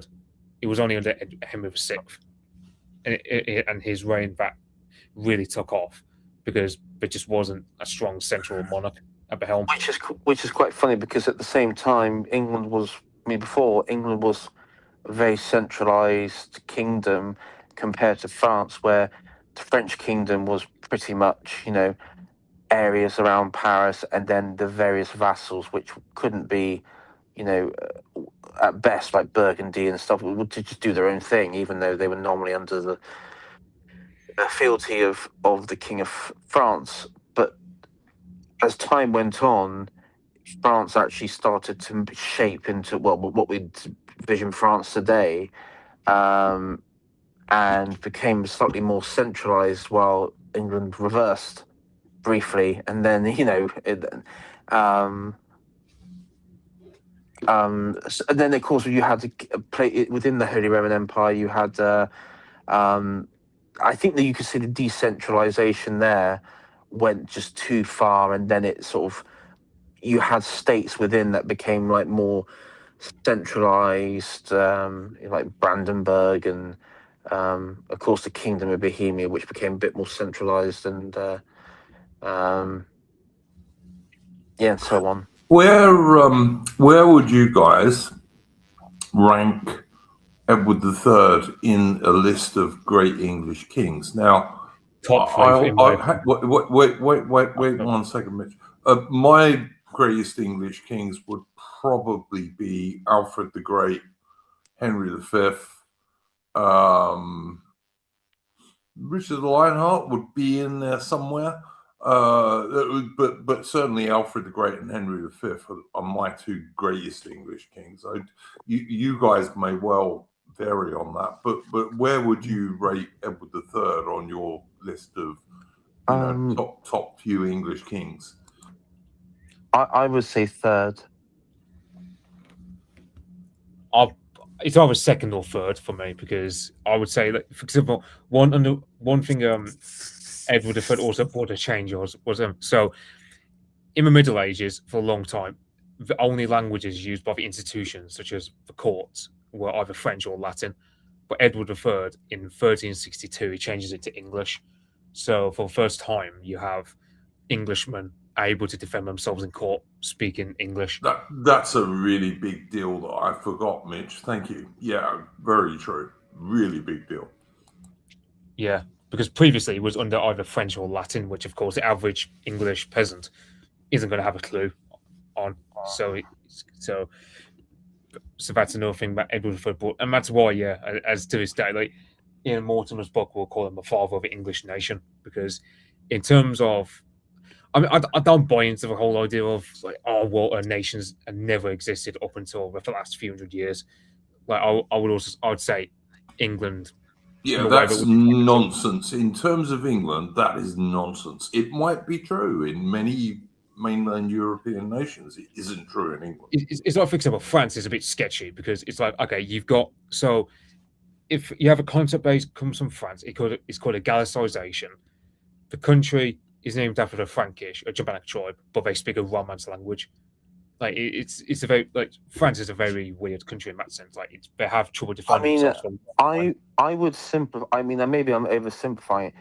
If you're vast, I mean, depending on, like, France, for example, and I said it was like really decentralized for most of its history, and it was. I would say, well, it is still a nation, because the if you like the Duke of Anjou, like, who do you swear? You swear your oath and allegiances and your fealty and your vassalage to the King of France. It's depending who you swear your fealty to. Like Duke of Burgundy, sometimes it's the Holy Roman Emperor, then sometimes it's been like, then it went to France. So while that might be just, simplified, there is like an outline of, okay, these are imperial territories, this is French, the sort of French territories, and so on and so forth. So there is a nation in that sense, but people have this, I should say, people who sort of who counter signal this, in their mind, well, it's not a nation if it doesn't have a parliament. Well, what's the so William, It might have William, would you place Edward III in your top 3 or top 5 English kings? Because Mitch and I both would. So, what about you? Yeah, I have him as number 3. I mean, my first one is obviously Alfred the Great. I think I think number 1 is he's just the greatest king of England. Yeah, full stop. Alfred the Great created England for sure. He did. I mean, Now, although really it was his son and grandson who really were that. Athelstan and what have you. Yeah, but without Alfred the Great, they wouldn't have been able to do that. Well, no, it'd just all be Norse controlled. My number 2 one is Edward I, maybe a bit controversial. He's my favourite because of his, conflict with the Welsh, his crusades, and the epic hand-to-hand battle in bed with an assassin from the Hashishin Order. I just like him because of his, his scope of he was a very brave man. You have to say, he just was. So yeah absolutely. And also Edward III would be third in my list as well, because very much he wanted to right a lot of the things that hadn't been done by his father, and he wanted to sort of emulate a lot of his grandfather. So I would say, frankly, he sits as a solid third. Maybe a second if you're looking at the legacy, but I would say he's a third, definitely a third. And I got to say, I really love Henry V. So Henry V beats him out for me, but very close, very close. Yeah. And I'm a huge fan of Longshanks. He didn't know when to call him because he kept. Sorry, Mitch. I was just saying I'm also a huge fan of the Black Prince. I think he was a very, very noble knight. Yeah, I would say that with Longshanks, it was a matter of he overplayed his cards with Scotland. I'd say, constant warring with Scotland. I mean, he had better success with obviously in Wales and Ireland and what have you, but the constant warring. But to be honest, I think without Longshanks, you wouldn't really have an Edward you wouldn't have the drive by Edward III, because you had Longshanks and then the failure of Edward II, his father, and then sort of like that sort of idol to work towards was very much his grandfather. So that's why I have Edward the First as Longshanks as number 2. Well, I think we're all agreed that Edward III was one of the greatest English kings. yeah. And I none of us disagree with that. So I mean, I think that's the main point I would take from the stream, is that when you're looking at the enormously long history of England, not many nations in the world are well over 1,000 years old, and England is. And as a nation, England was a nation before almost anybody else was. People thought of themselves as Englishmen long before most people on the continent thought of themselves as, say, Frenchmen or Germans or whatever. Yeah, I'd say with France, it was a matter of so for example, even before the revolution, only half the population actually spoke French, and in the case of 100%. And also the Normans and the Flemish, very old fealty to France, sure, but like the University of Paris, they would say that the Normans are a separate nation from the French, and likewise with the Flemish.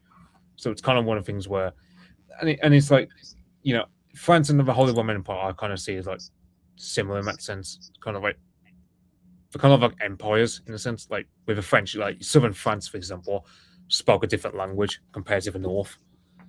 And the Well, I Northern mean, force, I was recently reading Sir Charles Oman's History of the Peninsular War, which is a fabulous military history book, guys. If you haven't read it, you must. And even in the Peninsular War in the early 19th century, when the British Army basically, alongside the Spanish guerrillas and the absolutely useless Spanish regular armies, who basically existed to get beaten by the French for the most part, apart from at one battle. And the English army under Wellington was the only reason that the French were eventually kicked out of France. If it had been left for the Spanish, it wouldn't happen, because the English, and it has to be said, Portuguese army, was able to mean that if the French concentrated, they had to concentrate in order to fight the English and Portuguese army. And as soon as they did that, of course, the guerrillas, the Spanish irregulars, took over all the areas they withdrew troops from. But then Wellington would beat them invariably. Like, he was never beaten, not once, by every single marshal Napoleon sent down. And then the French would go back and they push the guerrillas back. But in order to send a message from one general to another, the French needed an escort of like 500 cavalry guys, because if they didn't do that, they'd be cut off, they'd be ambushed, and their messenger and all the guys would be killed. Anyway, but even at that stage, Spain, although it was one nation, it was also a collection of kingdoms. Now, it was less one nation than England was 500 years earlier, really. A criticism from particularly Catholic reactionary types on the right today that I've seen in the past is that because of the warring between two Christian powers like England and France, and this endless fighting, killing, everything, it weakened Europe. It weakened Europe and allowed the Ottoman Turks to flood into the Balkans. And now on this particular topic, I think even without the 100-Year Wars, I think that would have happened anyway, because of the weakness of the Eastern Roman Empire and the various, the failure of the Serbian thing. But that's one thing I've seen, is that basically and the divide in Christianity, William. As a big because the Eastern Orthodox and the Roman Catholics were not the same thing, so and also by this point, Catholics didn't really care about Constantinople. They didn't care about, particularly after the Latin Crusade, they didn't care about Constantinople, and they weren't really interested in. I mean, they still invested in the Holy Land, but at this point, it was just Rome was like Rome itself was, and the Reconquista of Spain. That was the sort of the main. You had the Reconquista, but also you had the Crusades in the Baltic as well. The Prussian, the Teutonic Knights against the Prussians and Lithuanians. So that was more in the sort of public mind. You've also got to look at the popes in the 1300s and the 1400s and the 1500s, and there was a huge amount of corruption. And the papal states were a thing by this time, where the popes had quite big armies and all the rest of it. Well, a few decades later, you would have the Western Schism, where you had three popes. You had you had the various anti-popes as well. One in Avignon, one in Pisa, and one in Rome. And popes held hostage by French kings and all sorts of nonsense going on. So I don't think you can blame England and English kings for that. I really don't. You know. Yeah.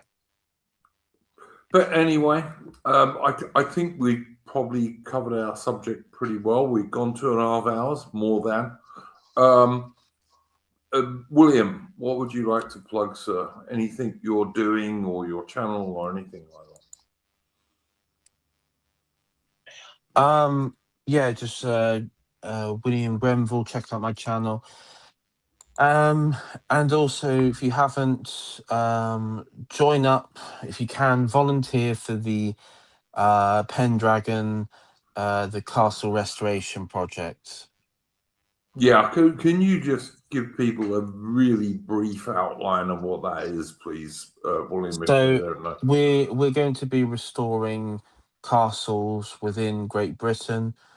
I can say that we've got an eye on at least a couple now, and it's looking quite good. And I would say the locations of it are quite central in the United Kingdom. It's in relatively William, central. one thing I need to ask you about this, all right? Now, I like the Pendragon Society, and one of the main reasons I do is that it's run by Nathan Hood, who I know is a good bloke. He's a good man, good British guy. But how are you going to restore these things in terms of, is the National Trust going to shove difficulties in your way or all that sort of thing? Well, with the two castles we're looking at, that it's not actually run by the National Trust. This is it's basically being run. Because for anyone who doesn't know, the National Trust in Britain is a very lefty, very nasty organisation, which I think is actually anti-British. But there you go. Yeah, I mean the two ones we're looking at the moment are run by local trusts. So it's run by effectively like the local parish council. The local it's made up of members of the public and councillors and local politicians in like a village with one of the castles. Yeah, they are listed buildings, but then so the people who run them are basically is just locals. Which you do find it's not. William, could I ask you to do me a favour, please? As you're involved in this, and like Nathan Hood is on my Discord, but he doesn't like do much on my Discord. I would love Nathan to come on a special stream just to talk about the Pendragon thing. I'll do it anytime he wants, and yeah, you can come on. Anyone else who supports it can come on, and I'll happily give it as much publicity as I can because I think it's a really good project. Oh no, that'd be good. Yeah, no, that'd be good.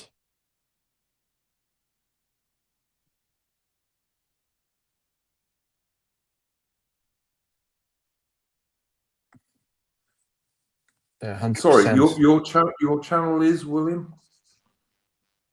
William Grenville or AI Shy Tory. It comes up with my channel either way. Cool. Mitch, is there anything you would like to plug, sir? No, nothing for me. I don't know what we'll be doing next week, but I can provide a topic for the following week, which is because I got a book ages ago about Elizabethan conquest of Ireland, which everyone knows about Cromwell conquering Ireland, but not as many, but few people, including myself for that matter, know about the Elizabethan conquest of Ireland. So all I would say to you on that one, Mitch, is hang on for a couple of weeks. Yeah, there's a stream I want to do in the next 2 weeks, and we've also we've had a couple of other suggestions. But if you hang on to that topic, yeah, we'll do it for sure. Yeah, I don't mind. I don't mind waiting because it's like 1,000 pages at least. That book. Well, there you go, mate. It will give you more time to do research. I would also say we've got one entropy chat from R. Phillips for $10 US, and he just says, "Great show and thanks." Thank you, R. Phillips. That's really much appreciated, mate.